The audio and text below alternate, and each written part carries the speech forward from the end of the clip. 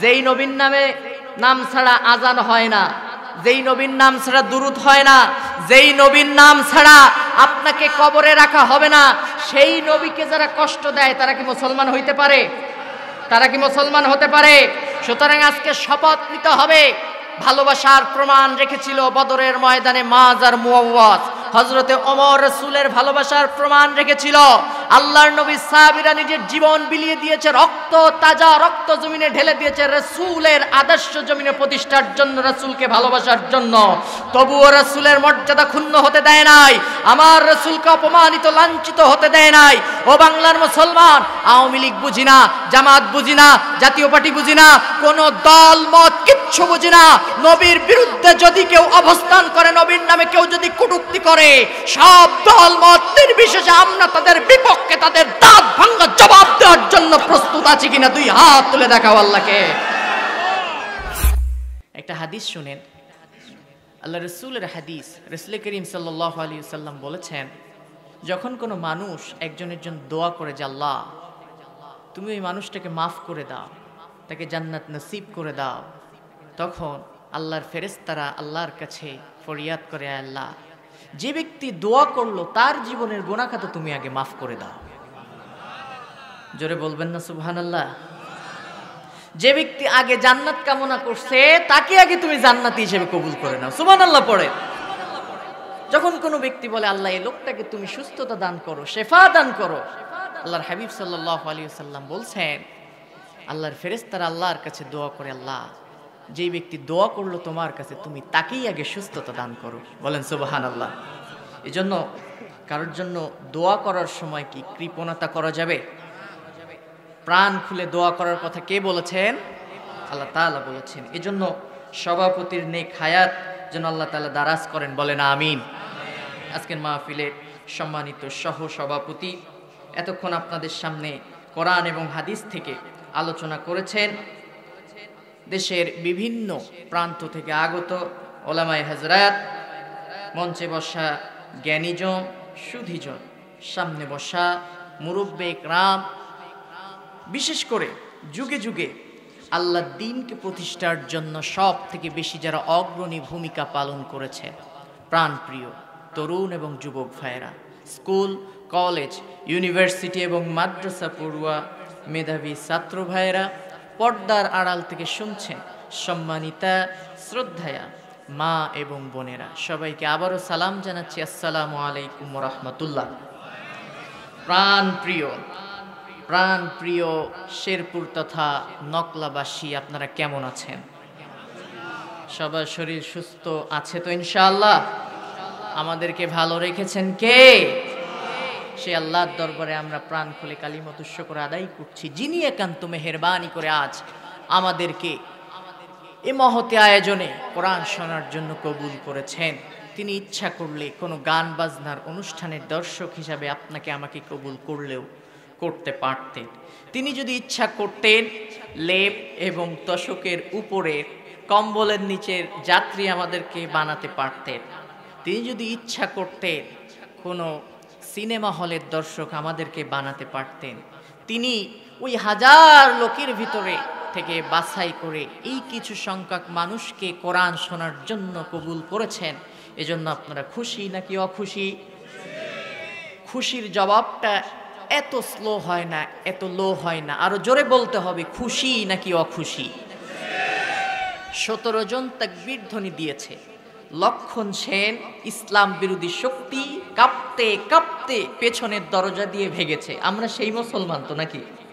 কথা বলেন না কেন, সেই মুসলমান আমরা তো। 17 জনের তাকবীর ধ্বনিতে লক্ষণ সেন যদি পালাতে বাধ্য হয়, 313 জন বদরের ময়দানে এমন খেলা দেখাইল রে ভাই, 1000কে পরাজিত করলো। আজও সেই মুসলমান আমরাই তো। কথা বলেন না কেন? তাহলে মুসলমানের সাউন্ড এত স্লো হইলে হবে না, আরো জোরে বলতে হবে। আমরা কি খুশি নাকি অখুশি? তাহলে হৃদয়ের সমস্ত শক্তিকে একত্রিত করে চিৎকার দিয়ে বলছি আলহামদুলিল্লাহ। বলেন আল্লাহু আকবার। দুরূদ এবং সালাম প্রেরণ করছি সেই বিশ্ব মানবতার মুক্তির দূতের উপরে, যে নবীকে আল্লাহ পাক পাঠিয়েছিলেন পৃথিবীর পথ হারা, দিশেহারা, অসহায়, নির্যাতিত, নিষ্পৃষিত, নিপীড়িত, বঞ্চিত, নিগৃহীত মাজলুম মানবতা মুক্তি ও কল্যাণের জন্য প্রায় ১৫০০ বছর পূর্বে মক্কার মরুপ্রান্তরে যে রাসূল এসেছিলেন পৃথিবীর ইতিহাসে এক অসভ্য ঘুণে ধরা আইয়ামে জাহেলিয়া নামক সমাজে। এ সমাজে এসে তিনি অজ্ঞতা, বর্বরতা, নির্মমতা, নিষ্ঠুরতা আর বেহায়াপনার চ্যালেঞ্জকে মোকাবেলা করে আল কোরআনের সয় একদল সোনার মানুষ তৈরি করেছিলেন। সৃষ্টি হয়েছিল সোনালী যুগ, সোনালী সমাজ। এর মাঝখান দিয়ে ঝরে গিয়েছিল আপনার আমার প্রাণ প্রিয় নবীজির টান টান মোবারক। উৎসর্গিত হয়েছিল অসংখ্য সাহাবায়ে কেরামের জীবন। মা সুমাইয়ার রক্তে ভিজে মক্কার মরুপ্রান্তর হয়েছিল লালে লালে রঞ্জিত। আমির হামজা বুকের তাজা কলিজা বিলিয়ে দিয়েছিলেন উহুদের ময়দানে, ঠিক না? বাসর ঘর থেকে ছুটে এসেছিল হানজালা। আমরা সেদিকে ইনশাআল্লাহ কথা বলবো। আল ইসলামকে এ পর্যন্ত প্রতিষ্ঠিত করার জন্য আল্লাহর হাবিব সাল্লাল্লাহু আলাইহি ওয়াসাল্লামের অক্লান্ত পরিশ্রম, অসংখ্য সাহাবায়ে কেরামের জীবন আর রক্তের বিনিময়ে আমরা ইসলামকে এ পর্যন্ত পেয়েছি। সেই রাসূলের প্রতি আমরা মহব্বতের সহিত সালাম প্রেরণ করছি। সকলে বলছি সাল্লাল্লাহু আলাইহি ওয়াসাল্লাম। আমি আপনাদের সামনে মহাগ্রন্থ আল কোরআনুল কারীম থেকে একটা আয়াত তেলাওয়াত করেছি। এই আয়াত থেকে খুবই সংক্ষেপে আমি আপনাদেরকে কিছু কথা বলতে চাই। মঞ্চে অনেক বড় বড় আলেম ওলামা আছেন যাদের পায়ের ধুলার সমতুল্য আমি না। তাদের কাছে প্রাণ খোলা দোয়া চাই, আপনাদের কাছেও চাই।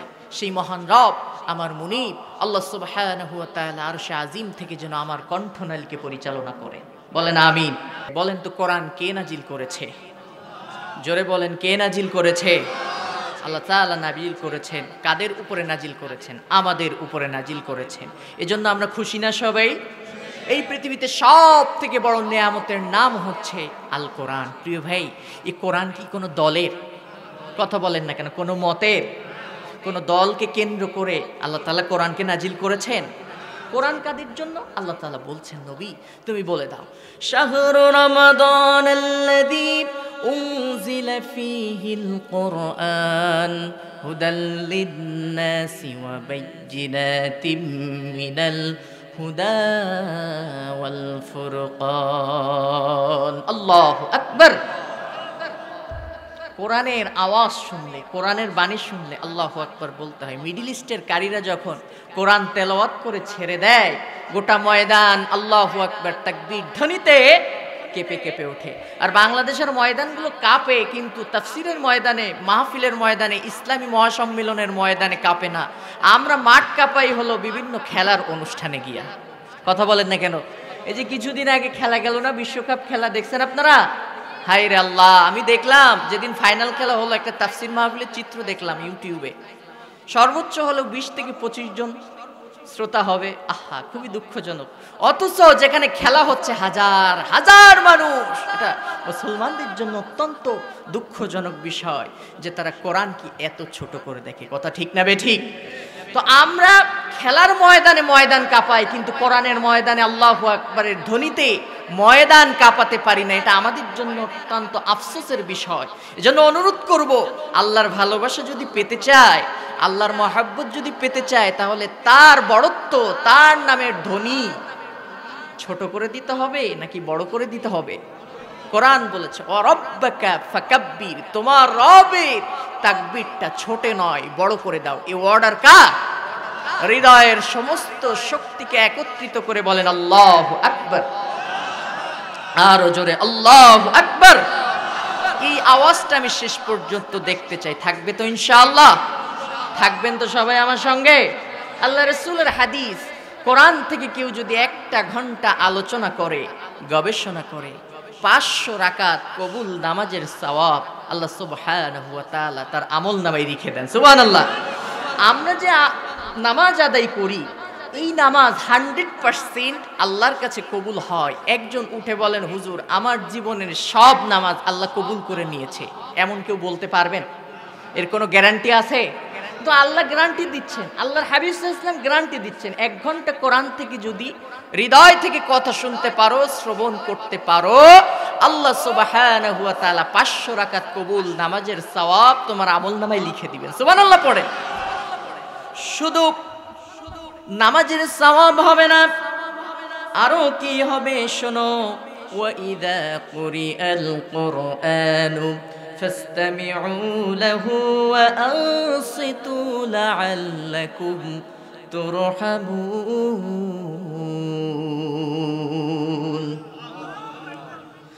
আল্লাহ বলছেন কোরআনের বাণী যখন প্রচার করা হয়, কোরআন যখন তোমাদের সামনে বলা হয়, চুপচাপ মনোযোগ দিয়ে শুনতে থাকো। কোরআনের আয়াতগুলি, কোরআনের বাণীগুলো শ্রবণ করতে থাকো। শ্রবণ যদি করতে থাকো, আল্লাহর রহমত বৃষ্টির ফোঁটার ন্যায় তোমাদের উপরে বর্ষিত হতে থাকবে। সুবহানাল্লাহ। শুধু এখানেই শেষ নয়, আরো কি হবে?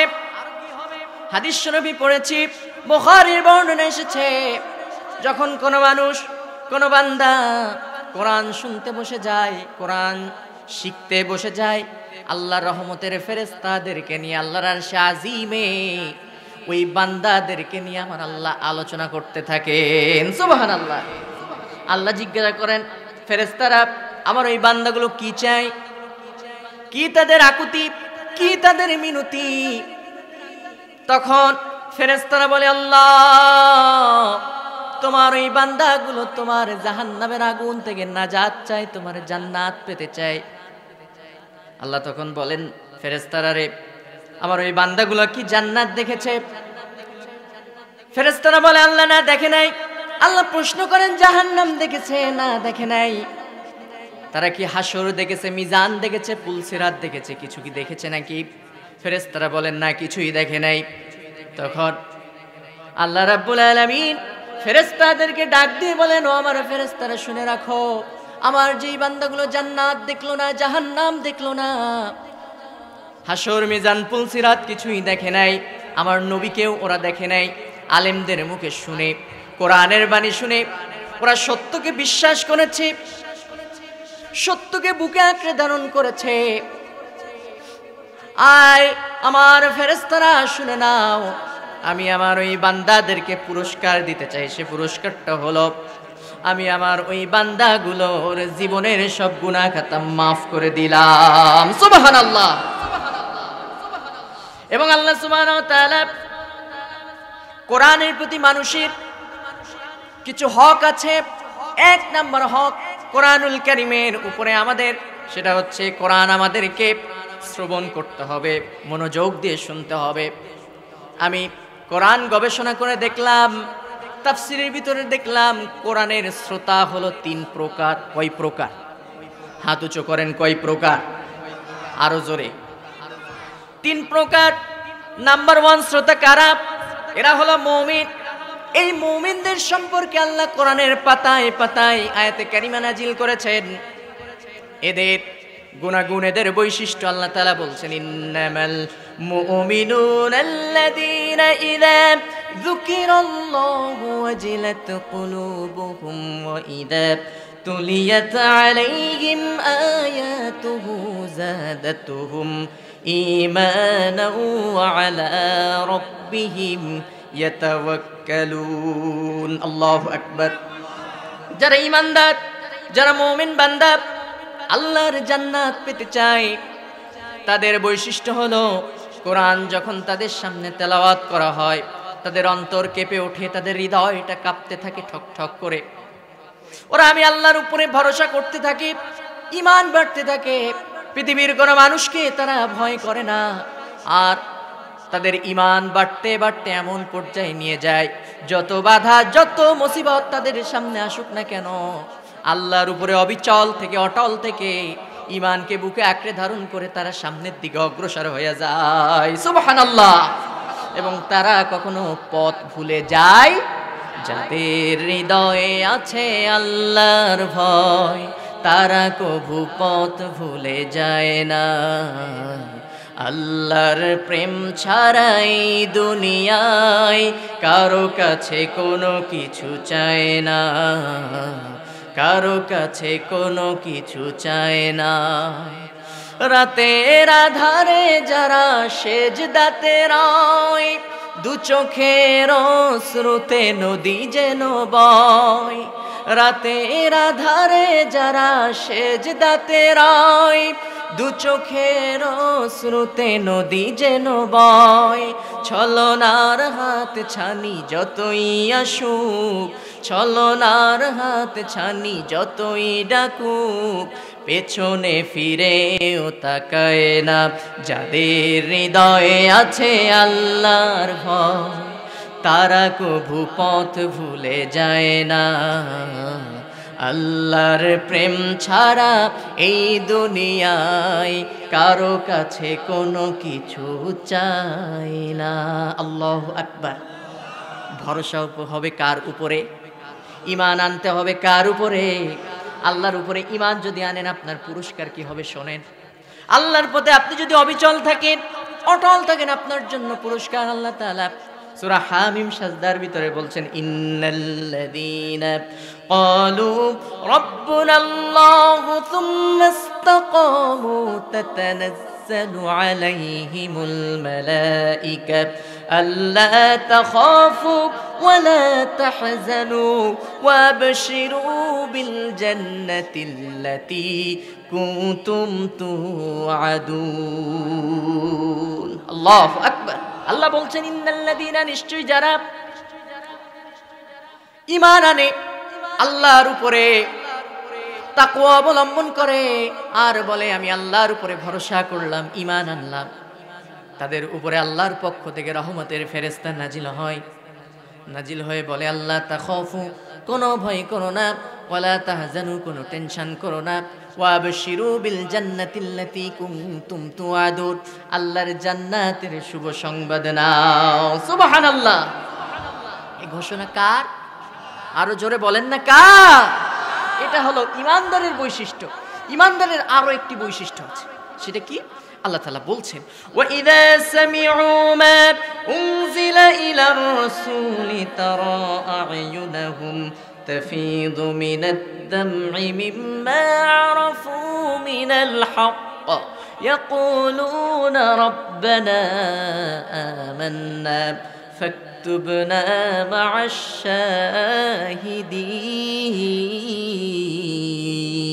শাহিদিন। আল্লাহ বলছেন, শোনো, যারা জান্নাত পেতে চায়, যারা ঈমানদার, তাদের বৈশিষ্ট্যকে একটু শুনে নাও। ওদের সামনে যখন আমি আমার নবীর উপরে যা নাজিল করেছি, কি নাজিল করা হয়েছে? জোরে বলেন না কি? কোরআন নাজিল করা হয়েছে। এই কোরআনের বাণী যখন ওদের সামনে উচ্চারণ করা হয়, ও নবী, তুমি দেখতে পাবে যারা ঈমানদার, তারা আ'য়ুনাহুম, তাদের চোখের দিকে তুমি লক্ষ্য করবে, তাফীদু মিনাদ দামি, দুই চোখের কণা দিয়ে অশ্রু ফোঁটা প্রবাহিত হতে থাকে। আর ওরা বলতে থাকে, ইয়াকুলুনা রাব্বানা, হে আমাদের রব, হে আমাদের মালিক, ও আল্লাহ, আপনি আমাদেরকে লিখে নেন, আমাদেরকে তাদের সঙ্গে শামিল করে নেন। ফাকতুবনা মা'আশ শাহিদিন, আপনার এই কোরআনকে মেনে যারা সত্যের পক্ষে সাক্ষ্যদাতা হয়েছে, দিনকে বিজয়ী করার জন্য যারা আন্দোলন করেছে, সংগ্রাম করেছে, শহীদ হয়েছে, আমাদেরকে ওই শাহাদাতের মিছিলে আমাদেরকে শামিল করে নেন। সুবহানাল্লাহ। শহীদ হতে চান সবাই? শহীদ হতে চান? হযরত ওমর রাদিয়াল্লাহু তাআলা আনহু সব সময় দোয়া করতেন, আল্লাহুম্মা রযুকনি শাহাদাতান ফি সাবিলিক, আয় আল্লাহ, তুমি আমাকে শাহাদাতের মর্যাদা দাও, শাহাদাতের মৃত্যু তুমি আমাকে নসিব করো। কেননা আল্লাহ রাব্বুল আলামিন নিজের শহীদদের সম্পর্কে শুভ সংবাদ দিয়েছেন, মর্যাদা ঘোষণা করেছেন। নবী করিম সাল্লাল্লাহু আলাইহি ওয়াসাল্লাম বলেছেন, আল্লাহ রাব্বুল আলামিন শহীদদেরকে স্পেশালভাবে 6টা মর্যাদা দান করেন। কয়টা? জোরে বলেন কয়টা? মিশকাতের হাদিস শুনেন, আনিল মিকতাব ইবনে মাদি কারাবা قال قال رسول الله صلى الله عليه وسلم للشهيد عند الله ست خصال يفعله في أول ظفا وإلى مقاده من الجنة ويجير من عذاب القبر ويؤمن من فزع الأكبر وإذا على رأسه تاج وقار الياقوت خير من الدنيا وما فيها ويزوج 72 زوجة من الحور العين ويشفع في 70 من أقاربه أو كما قال النبي صلى الله عليه وسلم। سبحان الله। পড়ে নবীজি বলেছেন, যারা শহীদ হয় সত্যের পক্ষে সাক্ষ্য দিতে গিয়ে যারা আল্লাহর পথের দ্বীনের মুজাহিদা হয়, দ্বীনকে বিজয়ী করার জন্য যারা মৃত্যুবরণ করে, আল্লাহ রাব্বুল আলামিন তাদেরকে স্পেশাল ভাবে 6টা মর্যাদা দান করেন। কয়টা? জোরে বলেন না কয়টা? 1 নাম্বার পুরস্কার হলো শহীদ যখন শহীদ হয়ে যায়, শহীদের রক্ত জমিনে পড়ার আগে আগে আল্লাহ রাব্বুল আলামিন শহীদের জীবনের সমস্ত গুনাহ খাতা মাফ করে দেয়। বদর যুদ্ধের ময়দানে ব্যাপক ঘটনা ছোট্ট করে বলতে চাই। নবী করিম সাল্লাল্লাহু আলাইহি ওয়াসাল্লাম সাহাবীদেরকে বললেন, সাহাবীরা আজকে বদরের ময়দানে যারা যাবে আমার সঙ্গে, আল্লাহ পাক তাদেরকে 2টা পুরস্কার দান করবেন। কোরআন জানিয়েছে সূরা সফের ভিতরে, ইয়াগফির লাকুম যুনুবাকুম ওয়া ইউদখিলকুম জান্নাতিন তাজরি মিন তাহতিহাল আনহার। আজকে বদরের ময়দানে যারা আমার সঙ্গে শামিল হবে, 313 জন আপনারা জানেন নবীর সঙ্গে জিহাদের ময়দানে অংশগ্রহণ করে। নবীজি ঘোষণা করলেন, বদরের ময়দানে যারা শামিল হবে আল্লাহ 2টা পুরস্কার দান করবেন। 1 নাম্বার হলো আল্লাহ রাব্বুল আলামিন তাদের জীবনের সব গুনাহ খাতা মাফ করে দিবে। আর 2 নাম্বার হলো আল্লাহ ওদেরকে বিনা হিসাবে জান্নাত দিয়ে দিবেন। সুবহানাল্লাহ। হাদিস বললাম, এটা যে সত্য তার প্রমাণ করতে গিয়ে আমি কোরআনের আয়াত বললাম। তাহলে 1 নাম্বার পুরস্কার হলো তার জীবনের গুনাহ খাতা মাফ করে দিবেন কে?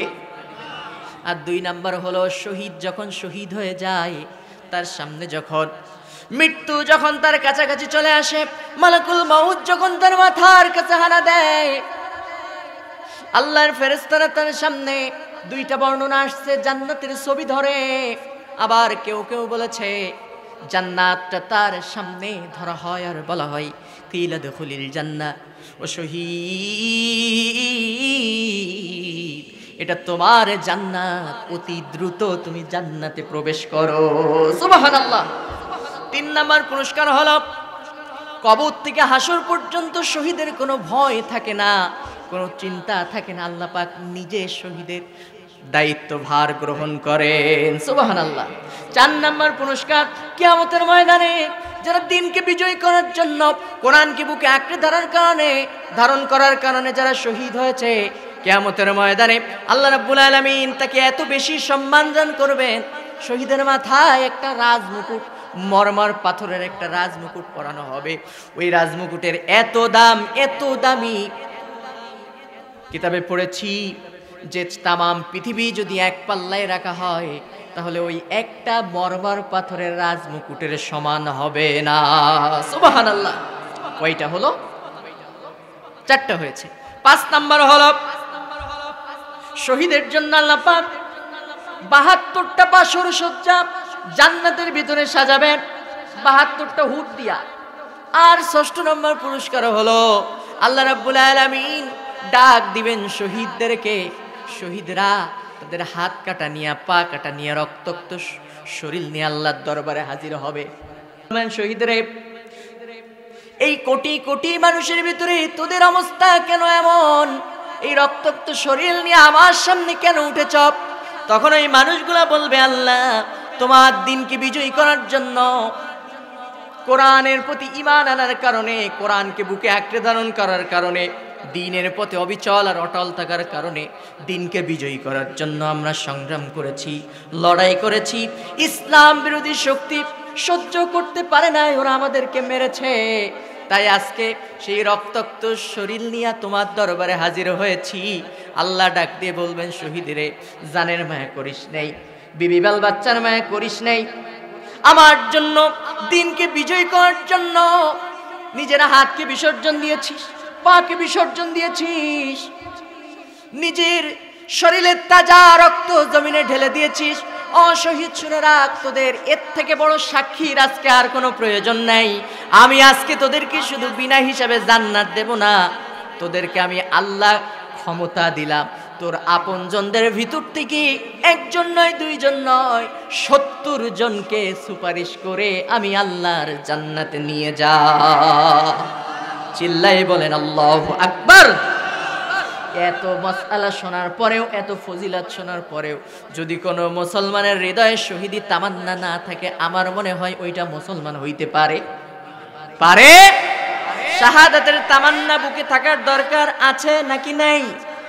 আমাকে শহীদ করে সেই মিছিলে শামিল করে নিও, যে মিছিলের নেতা আমির হামজা, খোবায়েব খাব্বাব, আল্লাহর ছিল যারা অতি প্রিয়, শামিল করে নিও, আমাকে শহীদ করে সেই মিছিলে শামিল করে নিও। বলেন আমিন। তাহলে আমি যে কথা বলতেছিলাম, আমাদের এক নাম্বার যে কর্তব্য, যে হক কোরআনের প্রতি রয়েছে, সেটা হচ্ছে আপনি কোরআন শুনবেন, বুকে আঁকড়ে ধারণ করবেন এবং শপথ গ্রহণ করবেন যে আল্লাহ, তোমার কোরআনকে আমি বুকে আঁকড়ে ধারণ করলাম, কোরআন যে ফয়সালা দিয়েছে আমি মেনে নিলাম। আমাকে যদি কোরআন কোনোটা বলে যে এটা হারাম, হারাম বলে মেনে নিব, আর যদি বলে এটা হালাল, হালাল বলে মেনে নিব। তুমি আমাকে তোমার দ্বীনের জন্য কবুল করে নাও। এটা কয় নাম্বার বৈশিষ্ট্য? আরো জোরে বলেন। এক নম্বর বৈশিষ্ট্য। আল্লাহ বলছেন যারা ঈমানদার, শোনো, সূরা আহজাবের 36 নম্বর আয়াতে, ওয়ামা কানা লিমুমিনিন ওয়ালা মুমিনাতিন ইযা কাদাল্লাহু ওয়া রাসূলুহু আমরান আন ইয়াকুনা লাহুমুল খিয়ারাতু মিন আমরিহিম ওয়া মান ইয়াসিল্লাহা ওয়া রাসূলুহু فقد ضل ضلالا مبينا। আল্লাহু আকবার। এতক্ষণ বলতেছিলাম ইমানদারের বৈশিষ্ট্য। আর আপনি যদি কোরআন সহ্য না করতে পারেন, কোরআনের ফয়সালা যদি আপনি মেনে না নিতে পারেন, তাহলে কি হবে ফয়সালা? আল্লাহ বলছেন আমার উপরে রাগ করা যাবে না, কারণ কথা বলছি কোরআন থেকে। এই কথাগুলো বলে দিয়েছেন কে? চিৎকার দিয়ে বলতে হবে কে?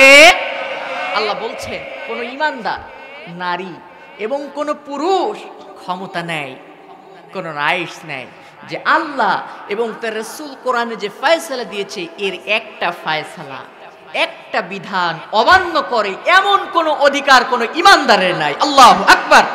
এই ফয়সালা কে দিয়ে দিয়েছেন? আরো জোরে বলেন না কে? এখন আপনি যদি অমান্য করেন তাহলে কি হবে?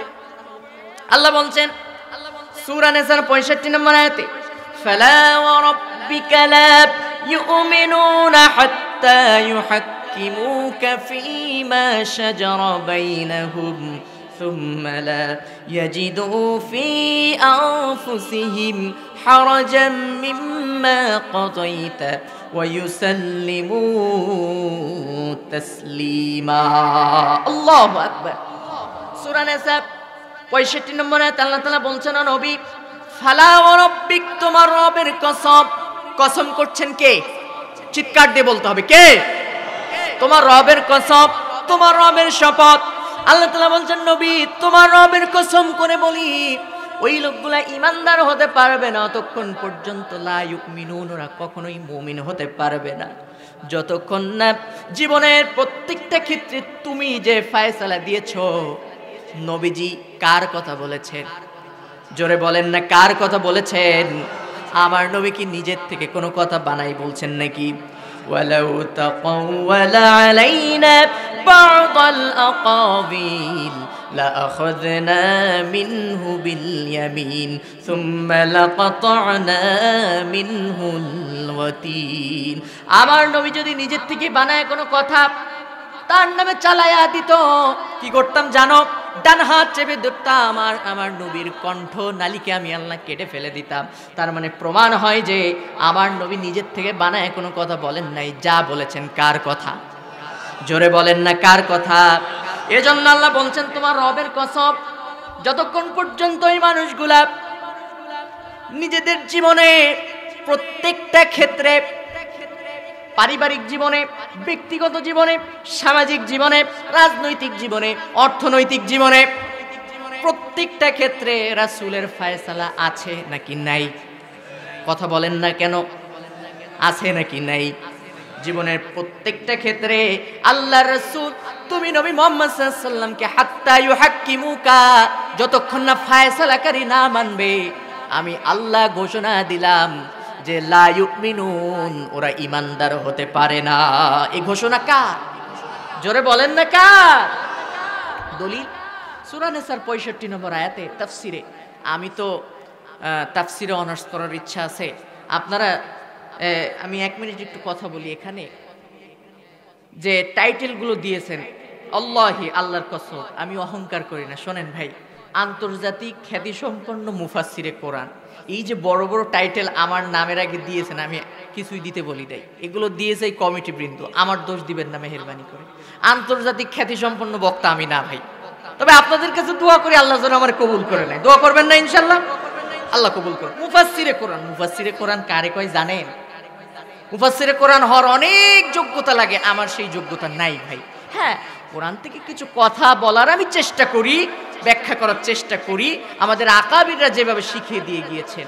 আমি অহংকার করি না। এই জন্য এই টাইটেলগুলো আমার নামের আগে লিখবেন না। হযরত মাওলানা লিখছেন, মাওলানাও আমি লিখতে বলি না। আমার নাম শুধুমাত্র এম আশিকুর রহমান। আমি এই BIS, bachelor of Islamic studies, Al Quran তাফসির হচ্ছে আমার মেজর সাবজেক্ট। মানারত আন্তর্জাতিক বিশ্ববিদ্যালয়, গুলশান, ঢাকা। এখানে আমি পড়াশোনা করতেছি, আমি ওখানকার স্টুডেন্ট, ছাত্র। এতটুকুই লিখবেন, এরপর থেকে এর বেশি লেখার কোনো দরকার নেই। আলোচনা যদি ভালো লাগে আপনারা শুনবেন, কারণ আমি তো কোরআনের বাইরে কোনো কথা বলতেছি না। বলতেছি? কথা বলেন না কেন? এই যে আধা ঘন্টা কথা বললাম, অনেকগুলো কোরআন থেকে কথা বলছি না আমি? যদি ভালো লাগে তাহলে শুনবেন, আর যদি কোরআনের বাইরে বলে শোনার দরকার নেই। মেহেরবানি করে এইগুলা বাড়ায় বাড়ায় এই টাইটেলগুলো দেবেন না, আমি আপনাদেরকে অনুরোধ করলাম। যাই হোক, তো আমি যে কথা বলতেছিলাম, আমি তাফসিরের ভিতরে পড়তেছিলাম তাফসির ইবনে কাসির, তাফসির ফি জিলালিল কোরআন, মারিফুল কোরআন, তাফসির রুহুল বায়ানি, তাফসিরে কুরতুবী, তাফসিরে জালালাইন, সব প্রত্যেকটা তাফসিরের ভিতরে বেশিরভাগ তাফসিরে এই শানে নজুলটা আসছে। সূরা নিসার 65 নম্বর আয়াতের শানে নজুলে এই ঘটনাটা উল্লেখ করা হয়েছে। এক ইহুদি আর এক মুসলমান নামের মুনাফিক, দুইজন আসলো নবীর কাছে একটা বিচার নিয়ে। কি নিয়ে? কথা বলেন না কেন? কি নিয়ে? দুইজন আসলো নবীর কাছে বিচার নিয়ে। ইয়া রাসূলুল্লাহ, ইয়া হাবিবাল্লাহ, আমাদের ভিতরে একটা গ্যাঞ্জাম হয়েছে, ভুল বোঝাবুঝি হয়েছে, আপনি শুনে বলে বিচারটা একটু করে দেন। নবী করিম সাল্লাল্লাহু আলাইহি ওয়াসাল্লাম এই পৃথিবীতে ন্যায় বিচারক নেতা হিসেবে তিনি এসেছিলেন। আল্লাহ তাআলা সূরা হাদীদের 25 নম্বর আয়াতে ঘোষণা দিয়েছেন, লাকাদ আরসালনা রুসুলানা বিল বাইয়িনাতি ওয়া আনজালনা মাআহুমুল কিতাব। আল্লাহ রাব্বুল আলামিন বলছেন, ওয়া আনজালনা মাআহুমুল কিতাবা ওয়াল মিজানা লিয়াকুমান নাসা বিল কিসত। আমি আমার নবীকে এই পৃথিবীতে 3টা জিনিস দিয়ে পাঠিয়েছি। কয়টা? 1 নম্বরে দিয়েছি কিতাব, 2 নম্বরে দিয়েছি আমি আল্লাহ বাইয়িনাত, 3 নম্বরে দিয়েছি ন্যায়ের পাল্লা, মিজান। মিজান দিলাম কেন জানো? আমার নবী এই পৃথিবীতে এসেছে ন্যায় বিচার প্রতিষ্ঠা করতে। সুবহানাল্লাহ। নবী আমার কেমন ন্যায় বিচার করেন, এই শানে নজুলটা আনার পেছনে একটা কারণ আছে। আপনি নবীর ফয়সালা যদি না মানেন, কোরআনের ফয়সালা যদি না মানেন, আপনার কোনো আমল কি কবুল হবে? জান্নাতি হিসেবে কি ঘোষণা পাবেন? দেখেন, এই ঘটনা থেকে শিক্ষা নিতে হবে। দুইজন নবীর কাছে এসে বিচার চাই, নবী শুনে মিলে আপনি বিচার করে দেন, ফয়সালা করে দেন। নবীজি শুনলেন, উভয় পক্ষের কথা শুনলেন। আমার নবীর সারাটা জীবনের অভ্যাস ছিল, আদর্শ ছিল, তিনি বাদী পক্ষের কথাও শুনতেন, আবার বিবাদীর কথাও শুনতেন। যিনি আসামি তার কথাও শুনতেন, যিনি মামলা করেছেন তার কথাও নবীজি শুনতেন। এখন আপনাদের কাছে একটা কথা বলি, যারা এক পক্ষ শুনে রায় দেয়, বিচার করে, ওরা কি নবীর আদর্শ মানছে নাকি? কথা বলেন না কেন? মানছে নাকি? শুনে রাখেন মুসলমান, যারা এক পক্ষ শুনে রায় দেয়, তারা মিথ্যা রায় দেয়, তারা মিথ্যা শাস্তি দেয়, তারা কোরআনের বিপক্ষে বিচার করে, তারা কখনো নবীর আদর্শের উম্মত হতে পারে না। কথা ঠিক না বেঠিক? আমার নবী দুই পক্ষের কথা শুনলেন, শুনে মিলে রায় দিয়ে দিলেন ইহুদির পক্ষে নাকি মুসলমানের পক্ষে? জোরে বলেন। ইহুদির পক্ষে রায় চলে গেল। তাফসীর খোলেন। ইহুদির পক্ষে যখন রায় চলে গেল, মুসলমান বেচারা অসন্তুষ্ট। আমি মুসলমান, নামাজ আদায় করি, নবীর সঙ্গে জিহাদে যাই, রমজান মাসে রোজা রাখি, দান সাদাকা করি, নবীজি আমার পক্ষে রায় না দিয়া ইহুদির পক্ষে দিল। এটা কেমন কথা? বড্ড অসন্তুষ্ট হয়ে গেছে, বেজার হয়ে গেছে। আমাদের সমাজে এমন মুসলমান নাই মনে হয়। কথা বলেন না কেন? নাই মনে হয়। আছে আছে আছে। কোরআন যদি আমার পক্ষে রায় দেয় তাহলে খুব ভালো, হুজুর আপনার বয়ান খুবই সুন্দর লাগছে, আরো চালায়া যান, আরো চালায়া যান, খুব ভালো লাগে। কিন্তু কোরআনের বক্তব্য দেওয়ার পরে, আচ্ছা ভাই কোরআন কি চুরির পক্ষে না বিপক্ষে? কথা কয় না, চুরির পক্ষে নাকি বিপক্ষে? আমার কথা বুঝেন না আপনারা? বুঝেন কথা বুঝেন? সিলেটে যাইয়া তারপরে নোয়াখালী যাইয়া বুঝাইতে অনেক কষ্ট হয়, আমার খুব কষ্ট হয়। চিটাগাং যেয়ে তো মোটেও বুঝি না, ওরা যখন কথা কয় শুধু চেয়ে থাকি এতিমের মতো, কি কয় আল্লাহ কিছুই বুঝি না, আল্লাহু আকবার, ওরা সব জানে কিন্তু আমি কিছুই বুঝি না, খুবই আফসোস। তা আমার কথা বুঝতেছেন না? বুঝতেছেন না? সিলেটের একজন অর্থমন্ত্রী ছিল বেশ আগে, সাইফুর রহমান নাম করে, মুরব্বি তাই না, ছিল না? তো এখন উনার ইন্টারভিউ নেওয়ার জন্য সাংবাদিকরা গিয়েছে, যে বলতে স্যার আপনার ইন্টারভিউ নিতে চাই। তা সে বলতেছে তোমরা চুইটার পরে আসো, চুইটার পরে আসো। আচ্ছা ভালো কথা। তো গরমের ভিতরে মন্ত্রী সাহেব সোয়েটার পরতে কয় কেন? তো শীতকাল না, আর মন্ত্রী যখন বলছে সোয়েটার তো পরাই লাগবে, কি আর করা যাবে, প্রত্যেক সাংবাদিক একটা করে সোয়েটার পরে চলে আসছে। বলতে আরে মিয়া, আই তো ওদেরকে কইলাম তোমরা চুইটার পরে আসো, সন্ধ্যা চুইটার পরে আসো, তোমরা গরমকালে কি তার লাগি চুইটার পরে আসছো, এটাই তো বুঝলাম না। মানে মন্ত্রী বলছে যে তোমরা সন্ধ্যা 6টার পরে আসো, সবাই বুঝছে যে তোমরা চুইটার পরে আসো, মানে তোমরা সোয়েটার পরে আসো। তো আমার কথা আপনারা আবার এমন বুঝতেছেন না তো? বুঝেন আমার কথা? কথা বুঝতেছেন? তাই একটু জবাব দিয়েন তাইলে। তাহলে আমি যে কথা বলতেছিলাম, আমাদের সমাজে এমন মুসলমান নাই মনে হয়? আছে আছে আছে। কোরআন যদি আমার পক্ষে বলে ভালো, বিপক্ষে বললে খুবই বিপদ। কোরআন কি নামাজের পক্ষে নাকি বিপক্ষে? নামাজের পক্ষে। সুদের পক্ষে নাকি বিপক্ষে? চুরির পক্ষে নাকি বিপক্ষে? সুদের পক্ষে নাকি বিপক্ষে? বেপরদার পক্ষে নাকি বিপক্ষে? বিপক্ষে। এখন হুজুর আপনি যদি আমার পক্ষে বলেন, মসজিদের খতিব সাহেব যদি খুব সুন্দর ওয়াজ করে সুর দিয়া, খুব ভালো, কিন্তু হুজুর আপনি ঘুষের বিরুদ্ধে ওয়াজ করতে পারবেন না, কেন? তো এটা প্রপারের পরে একটা মসজিদ, এখানে নকলা কেন্দ্রীয় জামে মসজিদ, এখানে প্রশাসনিক ডিপার্টমেন্টের ভাইয়েরা নামাজ আদায় করে, এখানে ঘুষের ওয়াজ টজ এটা দরকার নাই, আপনার এটা বাদ দেন। ভালো কথা। হুজুর সুদের বিরুদ্ধে ওয়াজের দরকার নেই, কেন? তো সভাপতি সাহেব সুদ খায়, কোনো দরকার নেই। কেমন সুদ খায়? চাচা চাচা 1000 টাকা দেবেন চাচা। না আমি আর টাকা নাই। এত টাকা টাকা করো কেন? সবসময় আমাকে দেখলেই কি টাকার কথা মনে হয়? চাচা দেন না, পরিবার নিয়ে চলতে খুব কষ্ট হচ্ছে, দেন 1000 টাকা। বলছে না টাকা হবে না, এমন ঝাড়ি দিছে দূরে গিয়ে পড়ছে।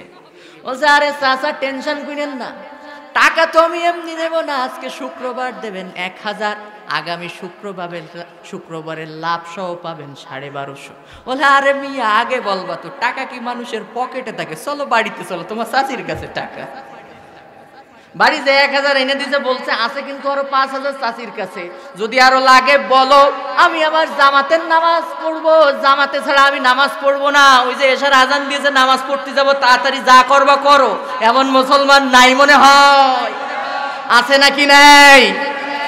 আমারে বলতে হুজুর একটু সাম্প্রতিক বিষয়ে কথা বলেন। সাম্প্রতিক বিষয়ে কথা বললেই তো বিপদ, আপনাদের আবার বিপদ হয়ে যাবে না তো? কথা বলেন না কেন? বিপদ হয়ে যাবে না তো? ভাই সুদের বিরুদ্ধে কথা বলতে পারবেন না, আচ্ছা ভালো কথা।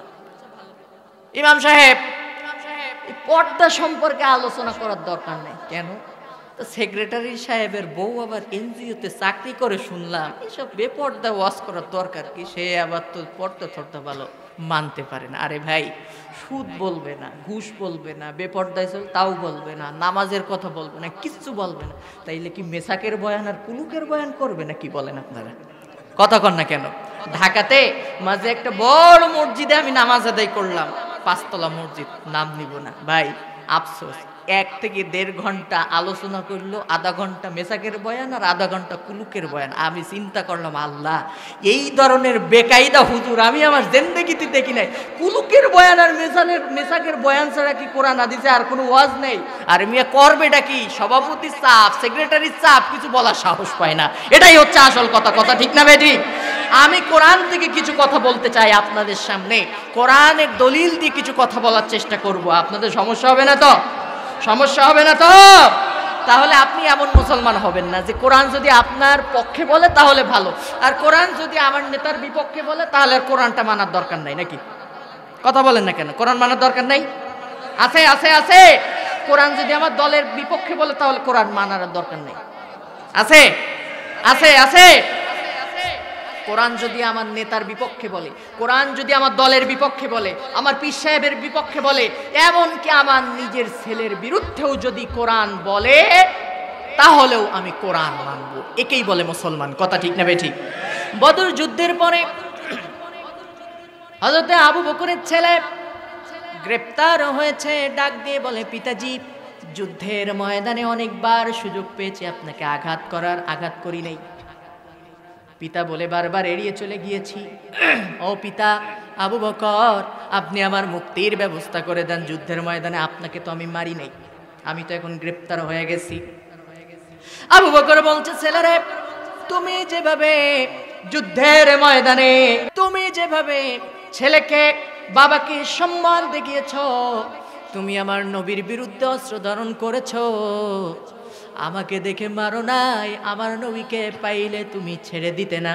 ওরে ছেলে আব্দুর রহমান রে, যুদ্ধের ময়দানে যদি একটাবার সুযোগ পেতাম তোরে দ্বিখণ্ডিত করে জাহান্নামে পাঠাতে একটাবারের জন্য দ্বিধাবোধ করতাম না। সুবহানাল্লাহ। এখান থেকে কি বোঝা যায়? নিজের ছেলেও যদি কোরআনের বিপক্ষে, ইসলামের বিপক্ষে অবস্থান করে, সেও হলো আমার শত্রু। এ ফায়সালা কে দিয়েছে? আরো জোরে বলেন না, কে দিয়েছেন? নবী আমার ফায়সালা করছেন, ন্যায় বিচার করতেছেন। রায় চলে গেল মুসলমানের বিপক্ষে, ইহুদির পক্ষে রায় চলে গেল। বাইরে এসে মুসলমান বেচারা অসন্তুষ্ট, মুখটা কালো হয়ে গেছে, বেজার হয়ে গেছে। ডাক দিয়ে বলে, ইহুদি ভাই, এ রায় আমি মানতে পারলাম না। কেমন কথা? তোমার নবীর রায় তুমি মানো না, যাবে কোথায়? বলে, চলো ওমর ভাইয়ের কাছে যাই, ওমর ভাই ভালো বিচার করে। বুঝে, তাই নাকি? তো চলো যাই, আপত্তি আমার নাই, কারণ আমার বিশ্বাস হয়ে গিয়েছে, আমার বড়ই আস্থা অর্জন হয়ে গিয়েছে। যেই দলের নেতা ন্যায় বিচার করে, ওমর সেই দলের কর্মী হয়ে কখনো অন্যায় বিচার করতে পারে না। সুবহানাল্লাহ। একজন অমুসলিম হয়ে কি আত্মবিশ্বাস! আর মুসলমানের ঘরে জন্ম নিয়া নবীর বিপক্ষে অবস্থান করতেছে। দুইজন হাঁটতে হাঁটতে হাঁটতে হাঁটতে ওমরের কাছে হাজির। হযরত ওমর বসে আছে, ইহুদি আর মুসলমান ওমরের কাছে হাজির। আমিরুল মুমিনিন, খলিফা তখন তিনি হন নাই। ডাক দিয়ে বলেন, হযরত ওমর, ওগো ওমর ভাই, আপনার কাছে আমরা একটা বিচার নিয়ে এসেছি, এই বিচারের সানি করাইতে আসছি। ওমর বলছে, প্রথম বিচার কে করেছে? মুসলমান বলতেছে, প্রথম বিচার করেছে মুহাম্মদ সাল্লাল্লাহু আলাইহি ওয়াসাল্লাম। ওমরের মাথার উপরে যেন আকাশ ভেঙে পড়লো। ওমর চিন্তা করলো, তাই তো, যেই নবী কোনো কিছুকে স্বীকৃতি দিলে আল্লাহ রাব্বুল আলামিন হালাল বলে ঘোষণা করেন, যেই নবী কোনো কিছু অস্বীকৃতি দিলে আল্লাহ সুবহানাহু ওয়া তাআলা সেটাকে হারাম বলে ঘোষণা দেন, সেই নবীর রায় কি তুমি মানতে পারো নাই? কেমন কথা! আমার কাছে আইছো ন্যায় বিচার চাওয়ার জন্য। ভালো হইছে, এমন বিচার তো আমি খুব সুন্দর করতে পারি। দাঁড়াও, খুব সুন্দর বিচার তোমাদেরকে করে দেব, খুব সুন্দর রায় দিয়ে দেব, একটুখানি অপেক্ষা করো। ঘরে যাব আর আসব, এর ভিতরে বিচার হয়ে যাবে। শুধু বিচার হবে না, রায়ও দিয়ে দেব, সঙ্গে সঙ্গে বিচারটা কার্যকর দিয়ে দেব। মুসলমান বেচারা বড়ই সন্তুষ্ট। আহারে, ন্যায় বিচার চাইতে আসলাম, দেখি ওমর ভাই কেমন বিচার করে। হযরতে ওমর ঘরের ভিতরে প্রবেশ করলেন, চিকচিক করা তরবারি নিয়ে আসলেন। মুসলমানের মাথার মুষ্টি ধরে বলতেছে, মুসলমান নামের মুনাফিক, নবীর পরে ঈমান আনছো, কিন্তু নবীর বিচার মানো না, এটা কেমন কথা? শুনে নাও, শুনে নাও, নবীর পরে ঈমান আনার কারণে পর যেই মানুষটা আবার ঈমান থেকে, নবীর দিক থেকে মুখটা ফিরায় নাই, কোরআন থেকে মুখটা ফিরায় নাই, ও মুসলমান হইতে পারে না, হলো মুনাফিক। কে বলেছেন? আরো জোরে বলেন না, কে বলেছেন? আল্লাহ বলছেন সূরা নিসার 61-তে, ওয়া ইযা কিলা লাহুম তাআলাউ ইলা মা আনজালাল্লাহু ওয়া ইলার রাসূল রাআইতাল মুনাফিকিনা ইয়াসুদ্দুনা আনকা সুদুদা। আল্লাহু আকবার। আল্লাহ বলছেন, ও নবী, তুমি দেখবে ওই ইমানদার না, ওরা ইমানদার নাই নবী। ওই মানুষদেরকে যখন বলবে তাআলাউ আসো ইলা মা আনজালাল্লাহ ওয়া ইলার রাসূল, আল্লাহ এবং তার রাসূল যা বলেছেন সেদিকে তোমরা আসো, এগিয়ে আসো। যখন ওদের বিপক্ষে চলে যায়, ওরা মুখ ঘুরাইয়া পিঠ ঘুরাইয়া আল্লাহর ফায়সালা থেকে, নবীর ফায়সালা থেকে দূরে সরে যায়, বিমুখ হয়ে যায়। এ কথা কে বলছেন? আল্লাহ বলছেন ওদের থেকে বড় মুনাফিক আসমান আর জমিনে একটাও কথা বলেন নাই। কে বলছেন? আরো জোরে বলেন না কে? আল্লাহ তাআলা বলছেন। ওমর বলতেছে আমার কাছে ন্যায় বিচার চাইতে আসছো, দাঁড়াও, অপেক্ষা করো। ঘরে ঢুকলেন, চিকচিক করা তরবারি নিয়ে আসলেন, মাথার মুষ্টি ধরলেন, আমার কাছে বিচার চাও। নবীর পরে ঈমান এনে যেই লোকটা আবার নবী থেকে মুখ ফিরায় নেয়, নবীর ফয়সালা মানতে পারে না, ও মুসলমান থাকে না, মুরতাদ হয়ে যায়, ও তো মুনাফিক। আর তোর বিচার হলো এটা, তুই মুসলমান নাই, তুই মুনাফিক হয়ে গেছস, তুই মুরতাদ হয়ে গেছস। আর মুরতাদের শাস্তি হলো একটা মৃত্যুদণ্ড। দেরি আর করব না, রায় দিয়ে দিলাম, তুই হলো মুরতাদ। গর্দানে তরবারি চালাইলেন, সঙ্গে সঙ্গে গর্দান থেকে মাথাটা বিচ্ছিন্ন হয়ে জমিনে পড়ে গেল। জোরে বলেন সুবহানাল্লাহ। ইহুদি বেচারা ঠক ঠক করে কাঁপতে কাঁপতে নবীর কাছে দৌড়ে চলে আসছে। ইয়া রাসূলুল্লাহ, ইয়া হাবিবাল্লাহ, সর্বনাশ হয়ে গেছে হুজুর, বিপদ হয়ে গেছে হুজুর। কি হইছেটা কি? বলে হুজুর খবর খারাপ। বলে কি হইছেটা কি বলো আগে। বলে হুজুর ভয়ঙ্কর খবর। আরে মিয়া বলবা তো কি হইছে? বলছে ওমর ভাই মুসলমানকে দ্বিখণ্ডিত করে ফেলছে। এটা কেমন কথা? ওই মুসলমানের বাড়ি ছিল মিশরে। মিশরের লোকজন নবীর কাছে হাজির। ইয়া রাসূলুল্লাহ, ইয়া হাবিবাল্লাহ, ওমর একজন নির্দোষ মুসলমানকে হত্যা করেছে। আপনি ইসলামের বিধান অনুযায়ী মৃত্যুর বদলা মৃত্যু, কেসাসের বিধান জারি করে দেন। ওমর একজন মুসলমানকে হত্যা করেছে, আপনি রায় দিয়া ওমরের মৃত্যুদণ্ড কার্যকর করে দেন। নবীজি হঠাৎ করে মদিনার মসজিদে বসে পড়লেন, আর একটা ছোট্ট মন্তব্য করলেন, দেখো অপেক্ষা করো, আমার তো চিন্তায় আসে না, কল্পনাও করতে পারি না যে আমার ওমর অন্যায়ভাবে কোনো মুসলমানকে হত্যা করতে পারে। সুবহানাল্লাহ পড়বেন না? আরো জোরে বলেন সুবহানাল্লাহ। কি বিশ্বাস ছিল, কি ভালোবাসা ছিল। আমরা কি পারছি রাসূলের সেই ভালোবাসা অর্জন করতে?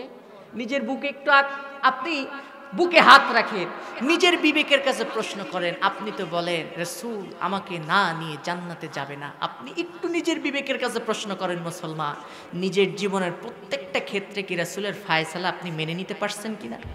পারছি আমরা? কথা বলেন না কেন? পারছি?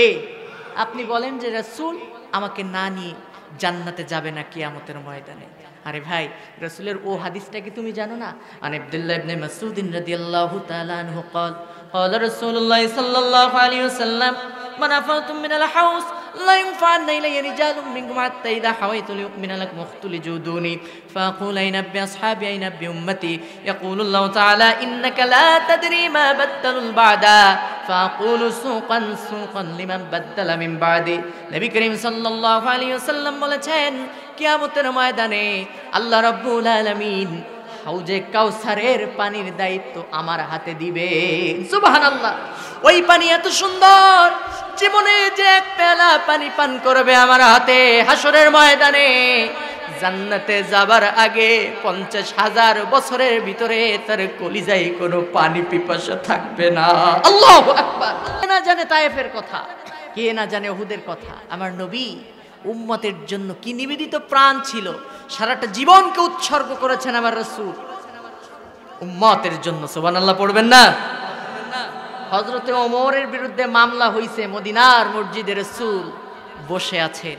রাসূল মন্তব্য করলেন, আমি বিশ্বাস করি না, কল্পনাও করতে পারি না যে আমার ওমর অন্যায়ভাবে কোনো মুসলমানকে হত্যা করতে পারে। ভুলে গেছেন? এটা ভুলে গেছেন?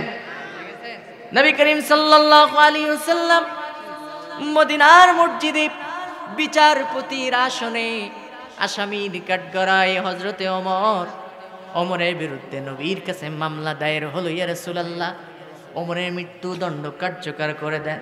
ওমর একজন মুসলমানকে হত্যা করেছে, আপনি হযরতে ওমরের মৃত্যুদণ্ড কার্যকর করে দেন। নবী করিম সাল্লাল্লাহু আলাইহি ওয়াসাল্লাম টেনশনে পড়ে গেলেন। চিন্তায় পড়ে গেলেন, তাই তো আমি বিচারের রায় এখন কি দিব? আমার ওমর আসামির কাঠগড়ায় দাঁড়ানো, বিচারপতির আসনে নবী আমার ওমরের বিরুদ্ধে মামলা দায়ের হয়েছে। আল্লাহর নবী দুই হাত তুললেন, ওই আরশের মালিক, আরশে আজিমের একচ্ছত্ব মালিক কে তিনি? জোরে বলেন না কে? আরো জোরে বলেন না কে? হাত তুলে বলে মাবুদ। আল্লাহর নবী দুই হাত তুলে মহান মালিকের কাছে কাঁদে, মাবুদ আমি এখন মামলার রায় কি দেব? আমার ওমর আসামির কাঠগড়ায়, আমি নবী বিচারপতির আসনে, আমি এই মামলা আমার আদালত থেকে, মদিনার মসজিদ থেকে, আর শাহজিমে সব আদালতের বড় আদালত, সব বিচারকের বড় বিচারক, আর শাহজিমে মামলা ট্রান্সফার করলাম। মাওলা দয়া করে মায়া করে এই মামলার রায় তুমি পাঠাইয়া দাও। জোরে বলেন সুবহানাল্লাহ। এখন হযরতে ওমরের পক্ষে রায় আসে নাকি বিপক্ষে রায় আসে? ওমরের মৃত্যুদণ্ড কি আসলেই কার্যকর হবে নাকি হবে না? এটা না শুনে বাড়ি যাবেন নাকি শুনে বাড়ি যাবেন? সবাই শুনবেন না? আমি তো ভাবছি আপনাদের মনে হয় কষ্ট হয়ে গেছে। শরীরের সমস্ত সর্বনিম্ন শক্তি দিয়ে বলেন আল্লাহু আকবার। সভাপতি সাহেব, এই যদি সর্বনিম্ন হয়, সর্বোচ্চ আছে না? বলেন আল্লাহু আকবার। এবার বলছি, শরীরের সমস্ত শক্তিকে একত্রিত করে বলেন আল্লাহু আকবার। আমি আর খুব বেশিক্ষণ ডিস্টার্ব করব না, অল্প কয়েকটি কথা বলে, যে পয়েন্টে আলোচনা করতেছিলাম ওইখান থেকে কয়েকটা কথা বলে আমি শেষ করে দেবো। তো মাঝে মাঝে একটু চেক করব যে আপনারা ঘুমাচ্ছেন নাকি আছেন। যদি এই আওয়াজটা কমে যায় মোনাজাত দেবো, আমি বাড়ি চলে যাবো, কোনো সমস্যা নেই। থাকবেন তো ইনশাআল্লাহ? দুই হাত তুলে দেখান আল্লাহকে, লিল্লাহি তাকবীর। রায় শুনে বাড়ি যাবো ইনশাআল্লাহ। আল্লাহর নবী সারাটা জীবন উম্মতের জন্য উৎসর্গ করেছেন। কে না জানে তায়েফের ঘটনা, কে না জানে উহুদের ঘটনা। আপনি আমি কেমন নবীকে ভালোবাসি, আর আমার নবী কি ভালোবাসা উম্মতের জন্য দিয়ে গিয়েছেন, একটুখানি তাকায় দেখেন। তায়েফে যখন নবী আমার দাওয়াত দিতে আসলেন, তায়েফের কাফের বেঈমানদের কি অনুরোধ করলেন, আমি যে তায়েফে আসছি এই খবরটা তোমরা মক্কায় দিও না, তাহলে ওরা আরো অত্যাচার বাড়ায় দেবে। মক্কার কাফের বেঈমানদের কাছে যদি তোমরা এই খবর দেয়া দাও, তাহলে ওরা আমার উপরে আক্রমণ করবে। তায়েফের কাফেরেরা শুনলো না, খবর তো ওরা মক্কায় রটালো এবং রাসূলকে অত্যাচার করার জন্য ষড়যন্ত্র শুরু করলো।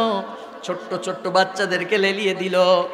তায়েফের ওই যে পাথরগুলো নবীকে লক্ষ্য করে নিক্ষেপ করা শুরু করলো। রেল লাইনের ধার দিয়ে যখন আমি হাঁটি, রেল লাইন আছে না এদিকে, দেখবেন পাথর আছে, পাথর একবার কল্পনা করে দেখবেন, ওই পাথর যদি কোনো রক্ত মাংসের শরীরে আঘাত করা হয় কি অবস্থা হতে পারে। যেই নবীর চেহারার বর্ণনা দিতে গিয়া হযরতে মা আয়েশা বলেন, হযরতে ইউসুফকে দেখে ওই জামানার কিছু সুন্দরী মহিলারা হাতের আপেল কাটতে গিয়া নিজের আঙ্গুল কেটে ফেলে দিয়েছিল। ওরা যদি আমার নবীকে দেখতো হাতের আপেল কাটতে গিয়া কখন ওদের কলিজা কেটে ফেলে দিত, ওরা টের পেত না। আল্লাহু আকবার। রেল লাইনের ধার দিয়ে হাঁটি আর চিন্তা করি, আহারে এই সুন্দর দেহ আমার নবী, এই দেহতে তারা পাথর নিক্ষেপ করেছে। রক্ত মাংসের শরীরে এই পাথর যদি লাগে, আবার আমার নবীর মতো মানুষের শরীরে তারা পাথর নিক্ষেপ করেছে। একবার নয়, দুইবার নয়, তিনবার নবীজি বেহুশ হয়ে জমিনে পড়ে গিয়েছে। নবীজি শরীর থেকে রক্ত পড়তেছে, শরীর পেটে পেটে রক্ত ভিজে তায়েফের ময়দান লালে লাল হয়ে গিয়েছে। নবী উঠতে পারে না, বেহুশ হয়ে জমিনে পড়ে গিয়েছে। কিছুক্ষণ পরে নবীজি যখন হুশ এসেছে, হযরতে জিবরাইল এসে নবীজিকে বলে, ইয়া রাসূলুল্লাহ, ইয়া হাবিবাল্লাহ, আপনার অবস্থা দেখে আকাশ কাঁদে, বাতাস কাঁদে, ফেরেশতারা পর্যন্ত কাঁদতেছে। ইয়া রাসূলুল্লাহ, ইয়া হাবিবাল্লাহ, একটাবার অনুমতি দেন, এই তায়েফের গোষ্ঠী সুদ্ধা দুই পাহাড় এক করে শেষ করে দেব। নবীজি বললেন, জিব্রাইল আমি যদি অনুমতি দেই আর যদি আমার কথা মতো তুমি ওই কাম করো, কার কাছে পৌঁছাবো? লা ইলাহা ইল্লাল্লাহু মুহাম্মাদুর রাসূলুল্লাহ সাল্লাল্লাহু আলাইহি ওয়াসাল্লাম। রক্তাক্ত অবস্থায় নবীজি, দাড়ি ভিজে গেছে রক্তে, রক্ত পড়ে নবীজি জুতার ভিতরে জমাট রক্তে পরিণত হয়ে গিয়েছে। আহা, নবীজি রাগ করলেন না তায়েববাসীর উপরে, ক্ষিপ্ত হলেন না, বদদুয়া করলেন না। নবীজি বললেন, আয় আল্লাহ, এই তায়েফের লোকেরা বোঝে নাই যে আমি ওদের নবী, ওরা বোঝে নাই যে আমি ওদের রাসূল। না বুঝে না জেনে আজকে তায়েফবাসী আমার সঙ্গে যে ব্যবহার করেছে, আল্লাহ দয়া করে তুমি তায়েফের লোকের উপরে গজব দিও না। আল্লাহু আকবার। পরবর্তী সময় আল্লাহ নবীকে ডাক দিয়ে বলেন, নবী ওয়ামা আরসালনাকা ইল্লা রাহমাতাল লিল আলামিন। পারেন না সবাই? বলেন, ওয়ামা আরসালনাকা ইল্লা রাহমাতাল লিল আলামিন। কত ব্যথা কত জ্বালা সহেছ যে তুমি, তোমারই খুনে লাল তায়েফের ভূমি। ফেরেশতা এসে চায় ধ্বংসের হুকুম, লহু মাখা মুহাম্মদ প্রাণেতে হযরত। হে আল্লাহ দয়া করো হে তায়েফবাসী, ওরা চেনেনি তো আমি যে মুহাম্মদ, হৃদয়ে মুহাম্মদ। আল্লাহু আকবার। তোমারই পথে চলে কত প্রাণ ঝরে যায়, কাঁদে আমি শুধু আজ হারাবার বেদনায়। তোমারই পথে চলে কত প্রাণ ঝরে যায়, কাঁদে আমি শুধু আজ হারাবার বেদনায়। তবু জানি খুন রাঙা এ পথ তায়েফের, এ পথই হলো রাহে মুহাম্মদ, হৃদয়ে মুহাম্মদ। সেই রাসূলকে ভালোবাসার দরকার আছে নাকি নাই? আরো জোরে বলেন, আছে নাকি নাই? সেই কথা বলতেছিলাম, নবী আমার শিখিয়ে দিয়েছেন কেমনে পরিবার পরিচালনা করবেন, কেমনে আপনি সমাজ পরিচালনা করবেন, কেমনে রাষ্ট্র পরিচালনা করবেন। রাসূল তো আমাদেরকে ভালোবেসেছেন, এখন আমাদের রাসূলের জন্য কি করণীয়, রাসূল আমাদেরকে কি শিখাই দিয়ে গিয়েছেন, এটা শোনার জানার দরকার আছে নাকি নাই? আছে নাকি নাই? আমি ওই রায়টা শেষ করব, তার আগে সংক্ষেপে বলতে চাই, নবীজি আমার জন্য আপনার জন্য কি রেখে গিয়েছেন, কি করলে নবীর সুপারিশ পাবেন, আর কি করলে আপনি নবীর সুপারিশ থেকে বঞ্চিত হবেন। আল্লাহর নবী সাল্লাল্লাহু আলাইহি ওয়াসাল্লাম বলেছেন, যে আয়াত তেলাওয়াত করেছি সূরা ফুরকানের 30 নম্বর আয়াত, আমি যখন এই আয়াত পড়েছি আমার হৃদয় কাঁপতে শুরু করেছে। আহা, যেই নবী কিয়ামতের ময়দানে আমাদের জন্য সুপারিশ করবেন, মনে আছে তো এই কথা? ওই পানি এত সুন্দর, যে জীবনে এক পেয়ালা পানি পান করবে জান্নাতে যাবার আগে 50,000 বছরের ভিতরে তার কলিজায় পিপাসা থাকবে না। আল্লাহু আকবার। নবী বলেন, আমি আমার উম্মতদেরকে পানি পান করাবো, আমার উম্মতেরা জান্নাতে চলে যাবে। কিছুক্ষণ পর এমন একদল লোক আমার সামনে আসবে, যাদের সামনে আমার সামনে কাচের দেওয়াল পড়ে যাবে, আমি তাদেরকে দেখতে পারবো, তারা আমাকে দেখতে পারবে, কিন্তু আমি তাদের কাছে যেতে পারবো না, তারাও আমার কাছে আসতে পারবে না। আমি বলবো, আল্লাহ, হে আমার রব, আয় মালিক, তুমি ওদেরকে ছেড়ে দাও। ওদের নাম আব্দুর রহমান, ওদের নাম আব্দুর রহিম, মাথায় টুপি আছে, মুখে দাড়ি আছে, গায়ে পাঞ্জাবি আছে, ওদেরকে দেখলে মনে হয় ওরা তো মুসলমানের ঘরের সন্তান। ওদের নাম শুনলে বোঝা যায় ওরা মুসলমানের ঘরের সন্তান।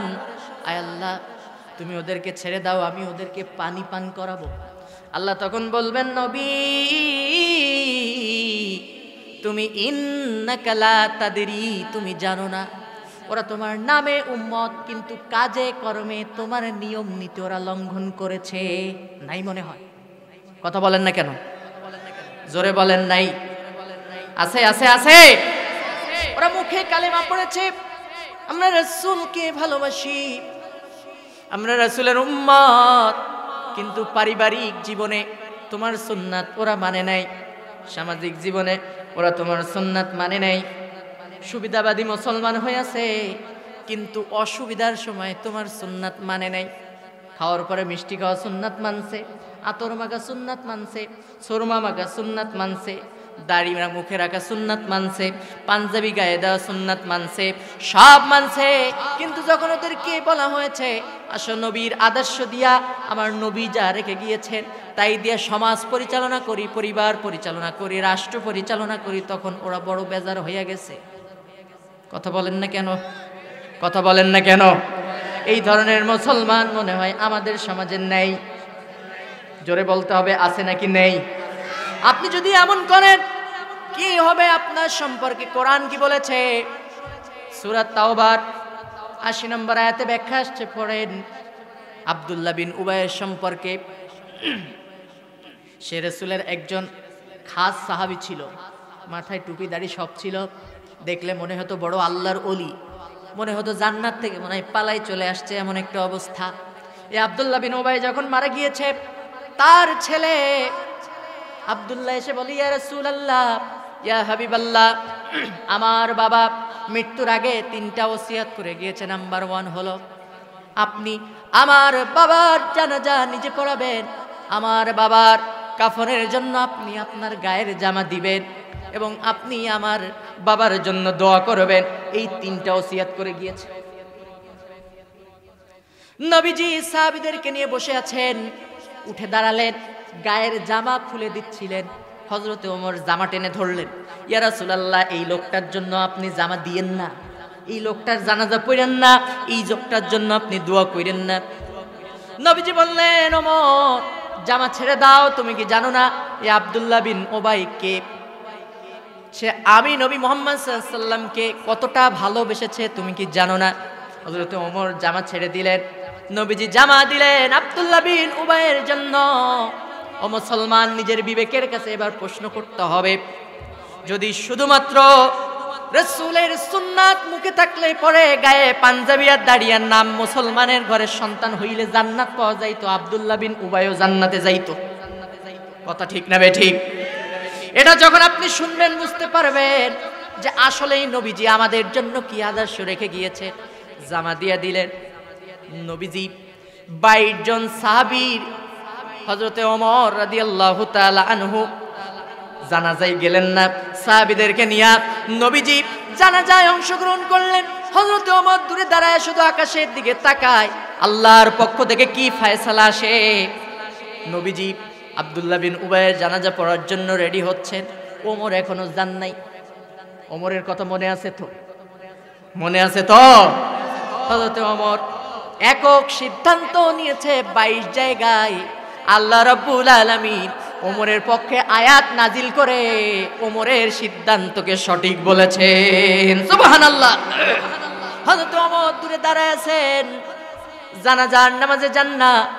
নবী করিম সাল্লাল্লাহু আলাইহি ওয়াসাল্লাম আব্দুল্লাহ বিন উবাইয়ের জানাজা পড়লেন, কবরস্থ করলেন। আব্দুল্লাহ বিন উবাইয়ের জন্য আল্লাহর নবী হাত তুললেন আর দোয়া করলেন, আল্লাহ আব্দুল্লাহ বিন উবাইকে মাফ করে দাও। আল্লাহ সঙ্গে সঙ্গে সূরা তাওবার 80 নম্বর আয়াত নাজিল করলেন, ইস্তাগফির লাহুম আও লা তাস্তাগফির লাহুম ইন তাস্তাগফির লাহুম 70 মাররাতান ফালাই ইয়াগফিরাল্লাহু লাহুম। ও নবী, ইস্তাগফির লাহুম আও লা তাস্তাগফির লাহুম, এই আব্দুল্লাহ বিন উবাইয়ের জন্য আপনি দোয়া করেন আর নাই করেন, ইন তাস্তাগফির লাহুম 70 মাররাতা, এর জন্য যদি আপনি একবার নয়, দুইবার নয়, 70 বারও যদি আমার কাছে দোয়া চান, আমি আল্লাহ ঘোষণা দিলাম আব্দুল্লাহ বিন উবাইকে আমি মাফ করব না। কে বললেন? চিৎকার দিয়ে বলেন না কে? আরো জোরে বলেন না কে? ফালাইয়াগফিরাল্লাহু লাহুম। নবী করিম সাল্লাল্লাহু আলাইহি ওয়াসাল্লাম এই ঘোষণার পরে চিন্তা করলেন, তাই তো 70 বার মাপ চাইলে যদি মাপ না হয় তাহলে তো আরো অবকাশ থাকে, আমি 71 বার চাইবো, তা না হলে 100 বার দোয়া করব। সে অবকাশ আল্লাহ দিলেন না, সুযোগ দিলেন না। আল্লাহ ডাক দিয়ে বললেন, নবী একবার নয় দুইবার নয়, ফালাইয়াগফিরাল্লাহু লাহুম। এখানে আলেম ওলামা আছেন, তারা বুঝবে মুজারের পূর্বে যদি লান আসে এই শব্দটা কখনোই হবে না, কখনোই হবে না। আর ইয়াগফির এটা হচ্ছে মুজারে বর্তমান ভবিষ্যৎ, প্রেজেন্ট ফিউচার, অর্থাৎ এখন তো আল্লাহ ক্ষমা করছেন না, কিয়ামত পর্যন্ত যদি এ নবী এই আব্দুল্লাহ বিন উবাইয়ের জন্য আপনি দোয়া করতে থাকেন আল্লাহ তো ক্ষমা করবেন না। আর এই আদর্শে যারা আদর্শবান হবে আল্লাহ রাব্বুল আলামিন তাদেরকেও ক্ষমা করবেন। জোরে বলেন, আরো জোরে বলেন। ঘোষণা কার? আরো জোরে বলেন না কার? আয়াত আল্লাহ নাজিল করলেন আর বললেন, নবী ওমর যে সিদ্ধান্ত নিয়েছে সে সঠিক সিদ্ধান্ত নিয়েছে। সুবহানাল্লাহ।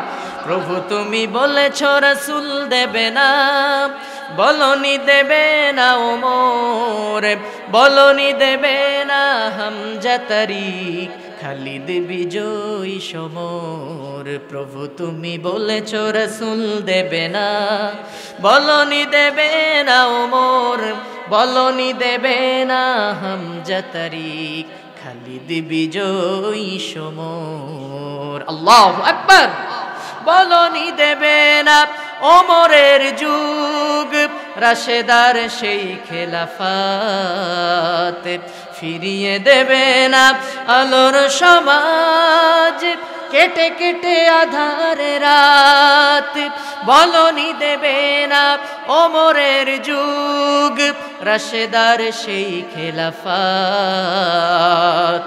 ফিরিয়ে দেবে না আলোর সমাজ, কেটে কেটে আধারে রাত। পৃথিবীতে কবু তুমি আর দেবে না, পৃথিবীতে কবু তুমি আর দেবে না খুলে সোনালি দোর। বলনি দেবে না হামজা তারিক, খালিদ বিজয়ী সমর। আল্লাহু আকবার। তাহলে আমি যে কথা বলতেছিলাম আব্দুল্লাহ বিন উবাই সুন্নাতের কোনো কমতি ছিল? কথা বলেন না কেন? ছিল। মাথায় টুপি ছিল কিনা? গায়ে পাঞ্জাবি ছিল কিনা? দোষটা কি ছিল? দোষ ছিল একটা, রাজনৈতিক জীবনে আমার রাসূলকে সে জিন্দেগিতেও আদর্শ হিসাবে মানতে চায়। ও মুসলমান শোনেন, এবার এখান থেকে শিক্ষা আছে।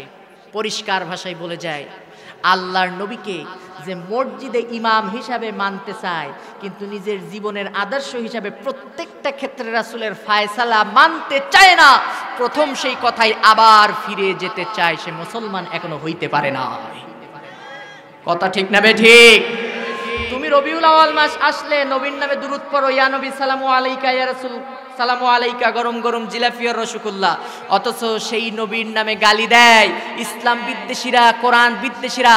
ফ্রান্সে ম্যাক্রো নবীকে কেন্দ্র করে কার্টুন ছবি আঁকে। মুসলমান তোমার কলিজায় আঘাত লাগে না? বুঝতে হবে তুমি রাসূলকে ভালোবাসতে পারো নাই। কথা বলেন না কেন?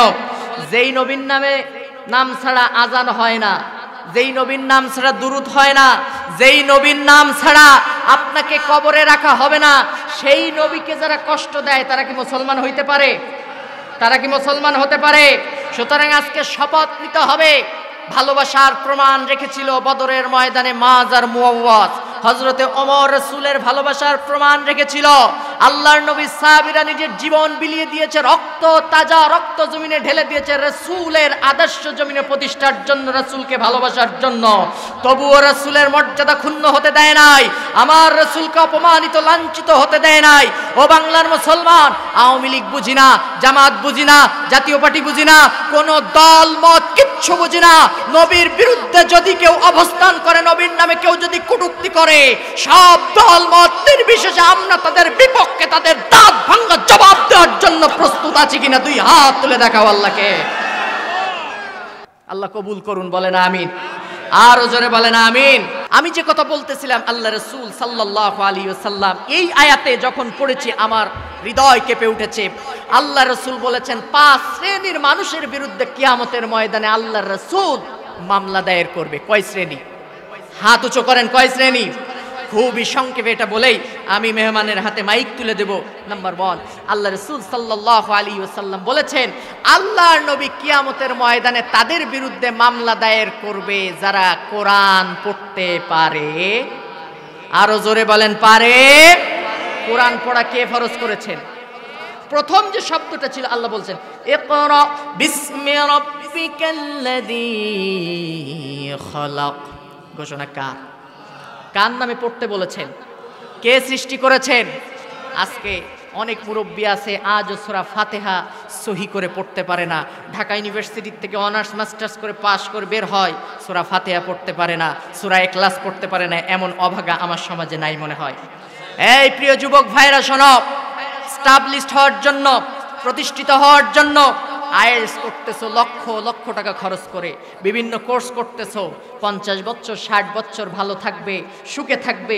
নিজের বিবেকের কাছে প্রশ্ন করে দেখো, এখনই যদি মারা যাও তাহলে তোমার পরবর্তী জীবন শুরু হবে যেই আরবি ভাষা। তুমি কি সেই আরবি ভাষা শিখেছো? সেই কোরআন কি তুমি জানো? এই কোরআন সম্পর্কে তোমাকে আখিরাতে আদালতে আল্লাহর দরবারে জবাব দিতে হবে। এই ঘোষণা কে দিয়েছেন? আরো জোরে বলেন না, কে দিয়েছেন? আফসোস, আমাদের জন্য আফসোস, আজকে আমরা এই কোরআন পড়তে পারি না, কোরআন বুঝি না। এজন্য কোরআন পড়তে হবে, কোরআন জানতে হবে। কোরআন যদি কেউ পড়ে, কোরআন যদি কেউ বোঝে, তার মতো আদর্শবান, তার মতো চরিত্রবান আসমান জমিনে আর একজন হইতে পারে? কথা বলেন না কেন? পারে। মাদ্রাসায় কোরআন পড়ানো হয়, মাদ্রাসায় হাদিস পড়ানো হয়, এই জন্য মাদ্রাসা থেকে চরিত্রবান আদর্শ সুসন্তান বের হয়। কথা ঠিক না বেঠিক? আজকে এক শ্রেণীর কুচক্রী মহল তারা বলে যে মাদ্রাসায় জঙ্গি তৈরি হয়। এটা কি সত্যি নাকি মিথ্যা? কথা বলেন না কেন? হোলি আর্টিজেনে যারা হামলা করেছে তাদের ব্যাকগ্রাউন্ড খোঁজ নিয়ে দেখেন, সব কয়টাই ছিল জেনারেল এডুকেটেড। পৃথিবীর ইতিহাসে যারা ইসলামের বিপক্ষে অবস্থান করেছে, যারা এই জঙ্গিবাদ এবং সন্ত্রাসবাদের সঙ্গে তাদের সম্পৃক্ততা ছিল, সবাই জেনারেল এডুকেটেড বেশিরভাগ।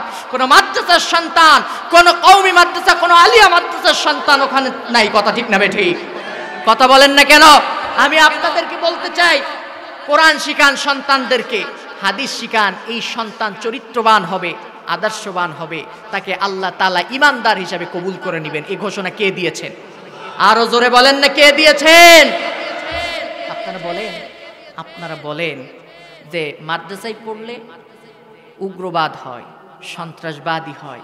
আমি আপনাদের কাছে প্রশ্ন করতে চাই, ঢাকা ইউনিভার্সিটি তো সহ আমরা তো ঢাকায় থাকি, ক্যাম্পাসে যখন মারামারি লাগে ভাই, দুই পক্ষের ভিতরে সংঘর্ষ যখন লাগে, পুলিশ বন্দুক থুইয়া দৌড় দেয় আর চিন্তা করে, আল্লাহ কোন জাহান্নামে তুমি আমাদেরকে ফেললা। আহা, এমন বিপদে পড়ে। মাঝে আমি একজন মাওলানা সাহেবের কাছে শুনতেছিলাম, তো উনি বলতেছেন, এক ইউনিভার্সিটির প্রফেসর আমার বলতেছে, হুজুর এই ইউনিভার্সিটির প্রফেসরগিরি না কইরা যদি একটা পানের দোকান দিতাম তাও মনে হয় শান্তি দিতে থাকতে পারতাম। বল কেন?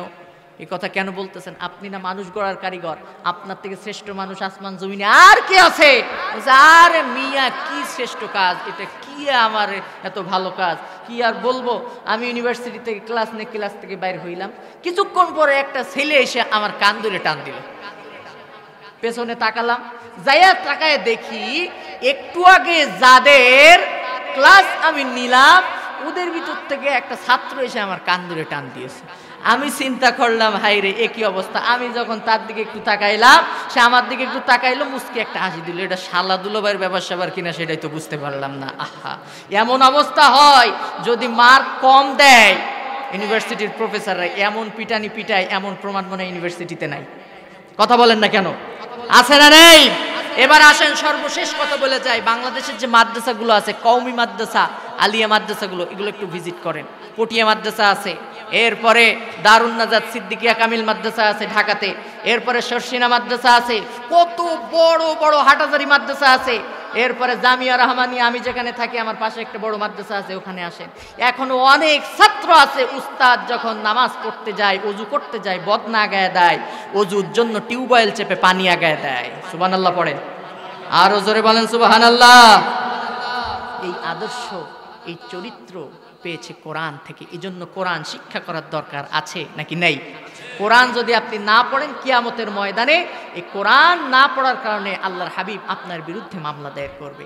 নাম্বার 2, কাদের বিরুদ্ধে মামলা দায়ের করবে? যারা কোরআন পড়ছে কিচ্ছু বোঝে নাই। আমাদের সমাজে মনে এমন লোক নেই। আলহামদুলিল্লাহি রাব্বিল আলামিন অর্থ জানে না, সুবহান রাব্বিয়াল আলা অর্থ কি জানে না, সুবহান রাব্বিয়াল আযীম অর্থ কি জানে না, দুআই কুন্নুতের অর্থ কি এটাও জানি না। এই মুসলমান নাই মনে হয়। এমনকি সূরা ইখলাসের অর্থও জানে না, এত সহজ একটা সূরা। এমন অভাগা মুসলমানও আমাদের সমাজে আছে। কুষ্টিয়ায় গিয়েছিলাম, একজন বলতেছে, হুজুর আমাদের এলাকায় একজন ইমাম সাহেব প্রত্যেক নামাজের পরে দোয়া করে, রব্বি হাবলি ওয়ালাদান সালিহা। আমি চিন্তা করলাম, তাই তো এই হুজুর প্রত্যেক নামাজের পরে এই দোয়া করে কেন? এর হেতুটা কি একটু জানার তো দরকার।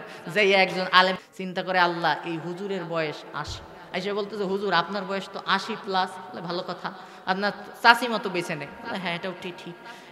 10টা 11টা সন্তান নিয়ে আপনার সংসার চালাইতে কি কষ্ট হয় এটাও আমরা জানি। তারপরেও কেন প্রত্যেক নামাজের কাজ পরে আল্লাহর কাছে আপনি সন্তানাদি পোলাপান চান? এই প্রশ্নের জবাব আপনার দেওয়া লাগবে। বলছে, কই না বাবু, এই ধরনের দোয়া তো আমি আমার জিন্দেগিতে করি না। বলছে, ওই যে বলেন রব্বি হাবলি ওয়ালাদান সালিহা, ওর মানে তো ওই আল্লাহ আমার একটা নেক সন্তান দাও, নেক সন্তান দাও। কয়, দেখো তো বাফু, ওর মানে যে ওই তা কি আমি জানি? ওর মানে যদি জানতাম 10 বছর আগেই মোনাজাত করা বাদ দিয়ে দিতাম। আমাদের সমাজে অনেক মুসলমান আছে কোরআন পড়তে পারে না, কোরআন জানে না, বুঝে না। এই জন্য আজকে আল্লাহর নবী সাল্লাল্লাহু আলাইহি ওয়াসাল্লাম শুধু নয়, কোরআন ঘোষণা দিয়েছেন, ইন্নাস সালাতা তানহা আনিল ফাহশাই ওয়াল মুনকার। নিশ্চয়ই নামাজ মানুষকে সমস্ত অন্যায় এবং খারাপ কাজ থেকে ফিরায় রাখে। ও মুসলমান, নামাজ কেমনে আপনাকে খারাপ কাজ থেকে ফিরায় রাখবে? আপনি নামাজের ভিতরে বলতেছেন, ইয়্যাকা না'বুদু ওয়া ইয়্যাকা নাস্তাঈন, আল্লাহ তোমার গোলামি করি, তোমার আইন ছাড়া কারোর আইন মানি না। আপনি নামাজের ভিতরে ওয়াদা করছেন কার সামনে? চিৎকার দিয়ে বলেন, কার সামনে? নামাজ থেকে বের হইলেন যারা ইসলামের বিপক্ষে অবস্থান করে, কোরআনের বিপক্ষে অবস্থান করে, আলেমের চামড়া তুলে নেব আমরা, হুজুরের বিরুদ্ধে ডাইরেক্ট অ্যাকশান, অমুক নেতার অ্যাকশান, ডাইরেক্ট অ্যাকশান, এমন স্লোগান নাই মনে হয়? কথা বলেন না কেন? আমার নেতার চরিত্র ফুলের মতো পবিত্র, এমন স্লোগান দেয় আপনাদের এলাকায়? আমার নেতার চরিত্র ফুলের মতো পবিত্র, নামাজ নেই একক্ত, মদ গাঁজা 5 ওয়াক্ত, শয়তানের ভক্ত, খাই হুজুরদের রক্ত। আছে আছে আছে। প্রিয় ভাই, নামাজের মধ্যে বললেন ইবাদত করেন কার? গোলামি করেন কার? বাইরে এসে আপনি ইসলামের বিপক্ষে অবস্থান করতেছেন। যারা কোরআনের বিপক্ষে অবস্থান করে তাদের ব্যানার ধরে মিছিল করতেছেন। নামাজ কবুল হবে তো ভাই? কথা বলেন না কেন? এজন্য কোরআন বোঝা ফরজ করেছেন কে? কোরআন বুঝতে হবে। নাম্বার 3, কাদের বিরুদ্ধে আল্লাহ রাসূল মামলা দায়ের করবে? খেয়াল করে শুনবেন, আমি আর 2টা পয়েন্ট বলে আমি শেষ করতেছি। নাম্বার 3, আল্লাহর নবী বলেছেন কিয়ামতের ময়দানে তাদের বিরুদ্ধে মামলা দায়ের করা হবে যারা এই কোরআন অধ্যয়ন করে না, স্টাডি করে না। কোরআন পড়া, কোরআন বোঝার, কোরআন অধ্যয়নের ভিতরে অনেক পার্থক্য আছে। আবশ্যিকভাবে আপনাকে কোরআন অধ্যয়ন করতে হবে। তার মানে হলো আমি এই যে পড়াশোনা করতেছি, একাডেমিকভাবে কোরআন অধ্যয়ন করতেছি, এটাই রাসূল সাল্লাল্লাহু আলাইহি ওয়াসাল্লাম বুঝিয়েছেন। তার মানে হলো আপনার জীবনের পারিবারিক জীবন থেকে রাষ্ট্রীয় জীবন পর্যন্ত আপনার সন্তানের জন্য কোরআনকে একটা বাধ্যতামূলক সাবজেক্ট রাখা লাগবে। এই ঘোষণা কে দিয়েছেন? আরো জোরে বলেন না, কে দিয়েছেন? অত্যন্ত দুঃখজনক হলেও সত্য, আমাদের সমাজের প্রাইমারি এডুকেশনের দিকে যদি তাকানো হয়, অঙ্কের টিচার আছে, বাংলার টিচার আছে, সমাজ বিজ্ঞানের টিচার আছে, চারুকলার টিচার আছে, ওই যে ছবি আঁকে যা জিন্দেগিতেও কাজে লাগে না, এমনকি নাচ গান করবে সেই টিচারও আছে, শিক্ষক আছে। অত্যন্ত দুঃখজনক হলেও সত্য, কোরআনের একজন বাধ্যতামূলক টিচার নাই, শিক্ষক নাই। এ কথা কি সত্য নাকি মিথ্যা? কথা বলেন, সত্য নাকি মিথ্যা? কি শিখায়? আগডুম বাগডুম ঘোড়ার ডুম সাজে, ঢাক ঢোল জাজর বাজে, তারপর কি যেন বাজতে বাজতে, এরপরে ওই যে আপনার হাট্টিমাটিম টিম, তারা মাঠে পারে ডিম, তাদের খাড়া 2টো শিং, তারা হাট্টিমাটিম টিম। শুনছেন না? মুরব্বীরা একটু সাক্ষী দেন তো, জীবনে এমন কোন পাখি কি দেখছেন যে মাথায় 2টা শিং আছে, মাঠে ডিম পারে? আছে কেউ? আছে এমন পাখি দেখছেন কখনো? এটা কি সত্য নাকি ডাহা মিথ্যা কথা? কথা বলেন না কেন? এইটা আপনি আপনার সন্তানকে শিখাচ্ছেন ছোট্টবেলায়, চিন্তা করতেছেন যে আমার সন্তান বড় হইয়া আল্লাহর ওলি হবে। ঠিক না বে ঠিক? এটা আপনি আশা করতেছেন, কখনো এটা সম্ভব নয়। আপনি আপনার সন্তানকে জীবনের প্রথমেই মিথ্যা দিয়ে শুরু করছেন, বিশ্বাস করেন ওই সন্তান বড় হবে সুদ কষার অঙ্ক শিখবে, ঘুষ কষার অঙ্ক শিখবে, বড় হয়ে সুদখোর হবে, ঘুষখোর হবে, টেন্ডারবাজ হবে, দুর্নীতিবাজ হবে, চাঁদাবাজ হবে, চরিত্রহীন হবে, লটপট হবে, 31 নাইটে মেয়েদের ওড়না ধরে টানাটানি করবে। কথা বলেন না কেন? ঠিক না বে ঠিক? এজন্য আপনার সন্তানকে যদি চরিত্রবান করতে চান, আদর্শবান করতে চান, আপনার সন্তানকে যদি সুশিক্ষায় শিক্ষিত করতে চান, কোনো দল মত বুঝি না। এদেশে 95% মুসলমান, এদেশের মানুষ কোরআনকে ভালোবাসে, ইসলামকে ভালোবাসে। আওয়ামী লীগ, বিএনপি, জামাত, জাতীয় পার্টি সবাই আমরা কোরআনের পক্ষে আছি নাকি কোরআন কোনো দলের? কথা বলেন না কেন? সবাই আমরা কোরআনকে ভালোবাসি। সুতরাং সরকারের কাছে আকুল আবেদন করতে চাই, মাননীয় শিক্ষামন্ত্রীর কাছে আকুল আবেদন করতে চাই, আমাদের সন্তানদেরকে সুশিক্ষায় শিক্ষিত করার জন্য, চরিত্রবান আদর্শবান করার জন্য কোরআনকে একটা বাধ্যতামূলক সাবজেক্ট দিতে হবে। প্রাইমারি এডুকেশন থেকে শুরু করে নিয়ে মাধ্যমিক, উচ্চ মাধ্যমিক, মাস্টার ডিগ্রি পর্যন্ত কোরআনকে একটা বাধ্যতামূলক সাবজেক্ট দেন। এদেশে ছেলেরা চরিত্রহীন হবে না, লম্পট হবে না, দুর্নীতিবাজ চাঁদাবাজ হবে না, সুদখোর হবে না, ঘুষখোর হবে না, মেয়েদেরকে উত্ত্যক্ত করবে না, মেয়েদের হেফাজতের জন্য আপনাকে আর পুলিশ নিয়োগ দেওয়া লাগবে না। কথা ঠিক না বে ঠিক? সুতরাং আমার জমিনের শান্তির জন্য, মায়ের জ্যোতির নিরাপত্তার জন্য, আপনার আমার জানমালের হেফাজতের জন্য, কোরআনকে জমিনে প্রতিষ্ঠার জন্য, সন্তানদেরকে চরিত্রবান আদর্শবান হিসেবে গড়ে তোলার জন্য আল কোরআনকে বাধ্যতামূলক সাবজেক্ট দেখতে চান কারা কারা? সেই হাতগুলো আমার আল্লাহকে দেখায় দেয়। আল্লাহ কবুল করুন, বলেন আমিন। নাম্বার 3, কোরআন অধ্যয়ন করতে হবে। নাম্বার 4, আমি 2 মিনিটে শেষ করে দিচ্ছি, সেটা হচ্ছে কোরআন গবেষণা করতে হবে। আফালা ইয়াতাদাব্বারুনাল কুরআন আম আলা কুলুবিন আকফালুহা। কি হইছে তোমাদের? অন্তরে কি তালা পড়ে গিয়েছে নাকি? কল্প কি তোমাদের বদ্ধ হয়ে গিয়েছে নাকি? কেন কোরআন নিয়ে গবেষণা করো না? যেই হাদিস বলেছিলাম, 1 ঘন্টা কোরআন নিয়ে যদি কেউ গবেষণা করে, আল্লাহ রাব্বুল আলামিন তাকে 60 বছর নফল ইবাদতের সওয়াব লিখে দেন। সুবহানাল্লাহ। এজন্য কোরআন জানা, কোরআন বোঝা এবং কোরআন গবেষণা করার দরকার আছে নাকি নাই? নাম্বার 5 শোনেন, আল্লাহ বলছেন, নবীকে ঘোষণা দিলেন, এটা আমি এক্ষুনি শেষ করে দিচ্ছি, একটা পয়েন্ট। ইয়া আইয়ুহার রাসূল বাল্লিগ মা উনজিলা ইলাইকা মির রাব্বিক ওয়া ইল্লাম তাফআল ফামা বাল্লাগতা রিসালাতা। আল্লাহু আকবার।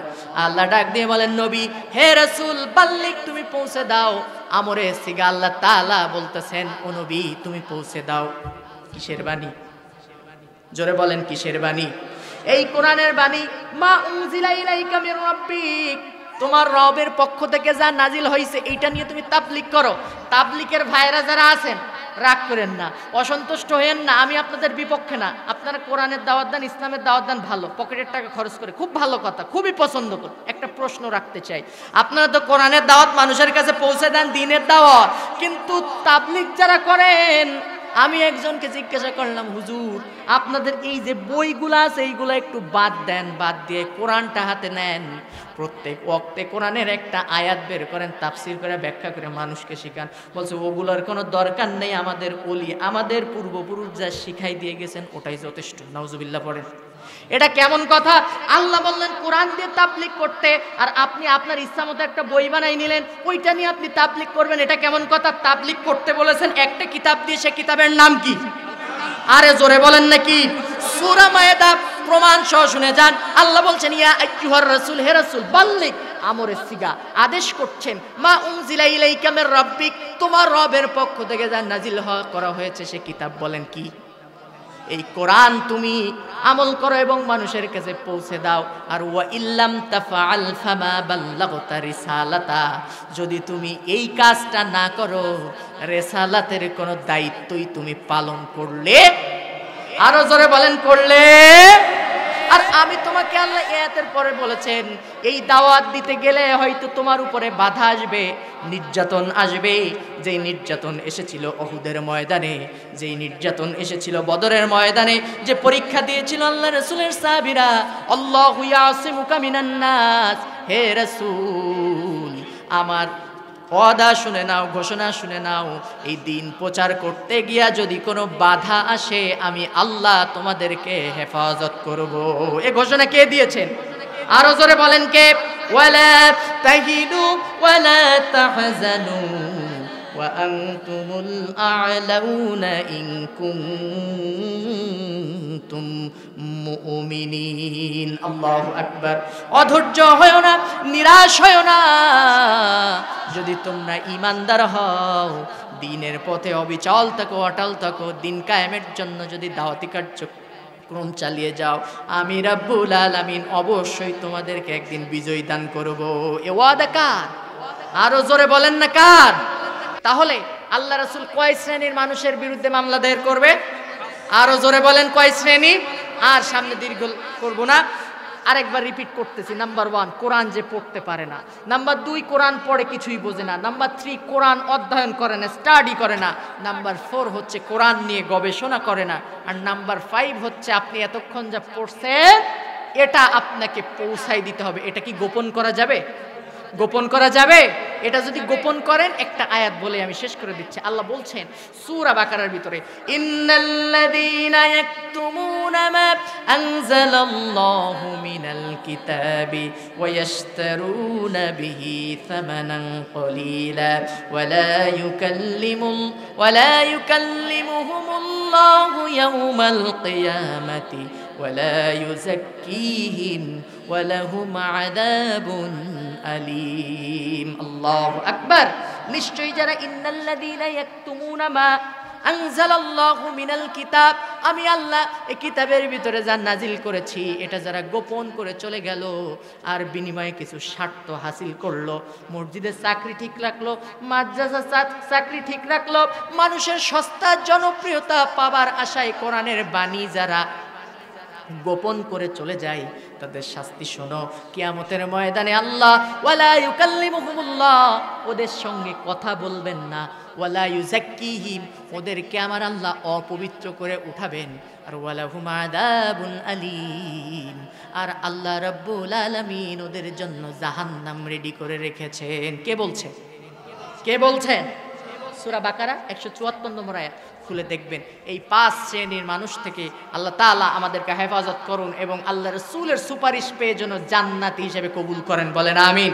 আমি শেষ করব, তবে 1 মিনিট ওই যে রায়টা কি আসে বলে শেষ করি নাকি ওইটা পরে বললে হবে নাকি?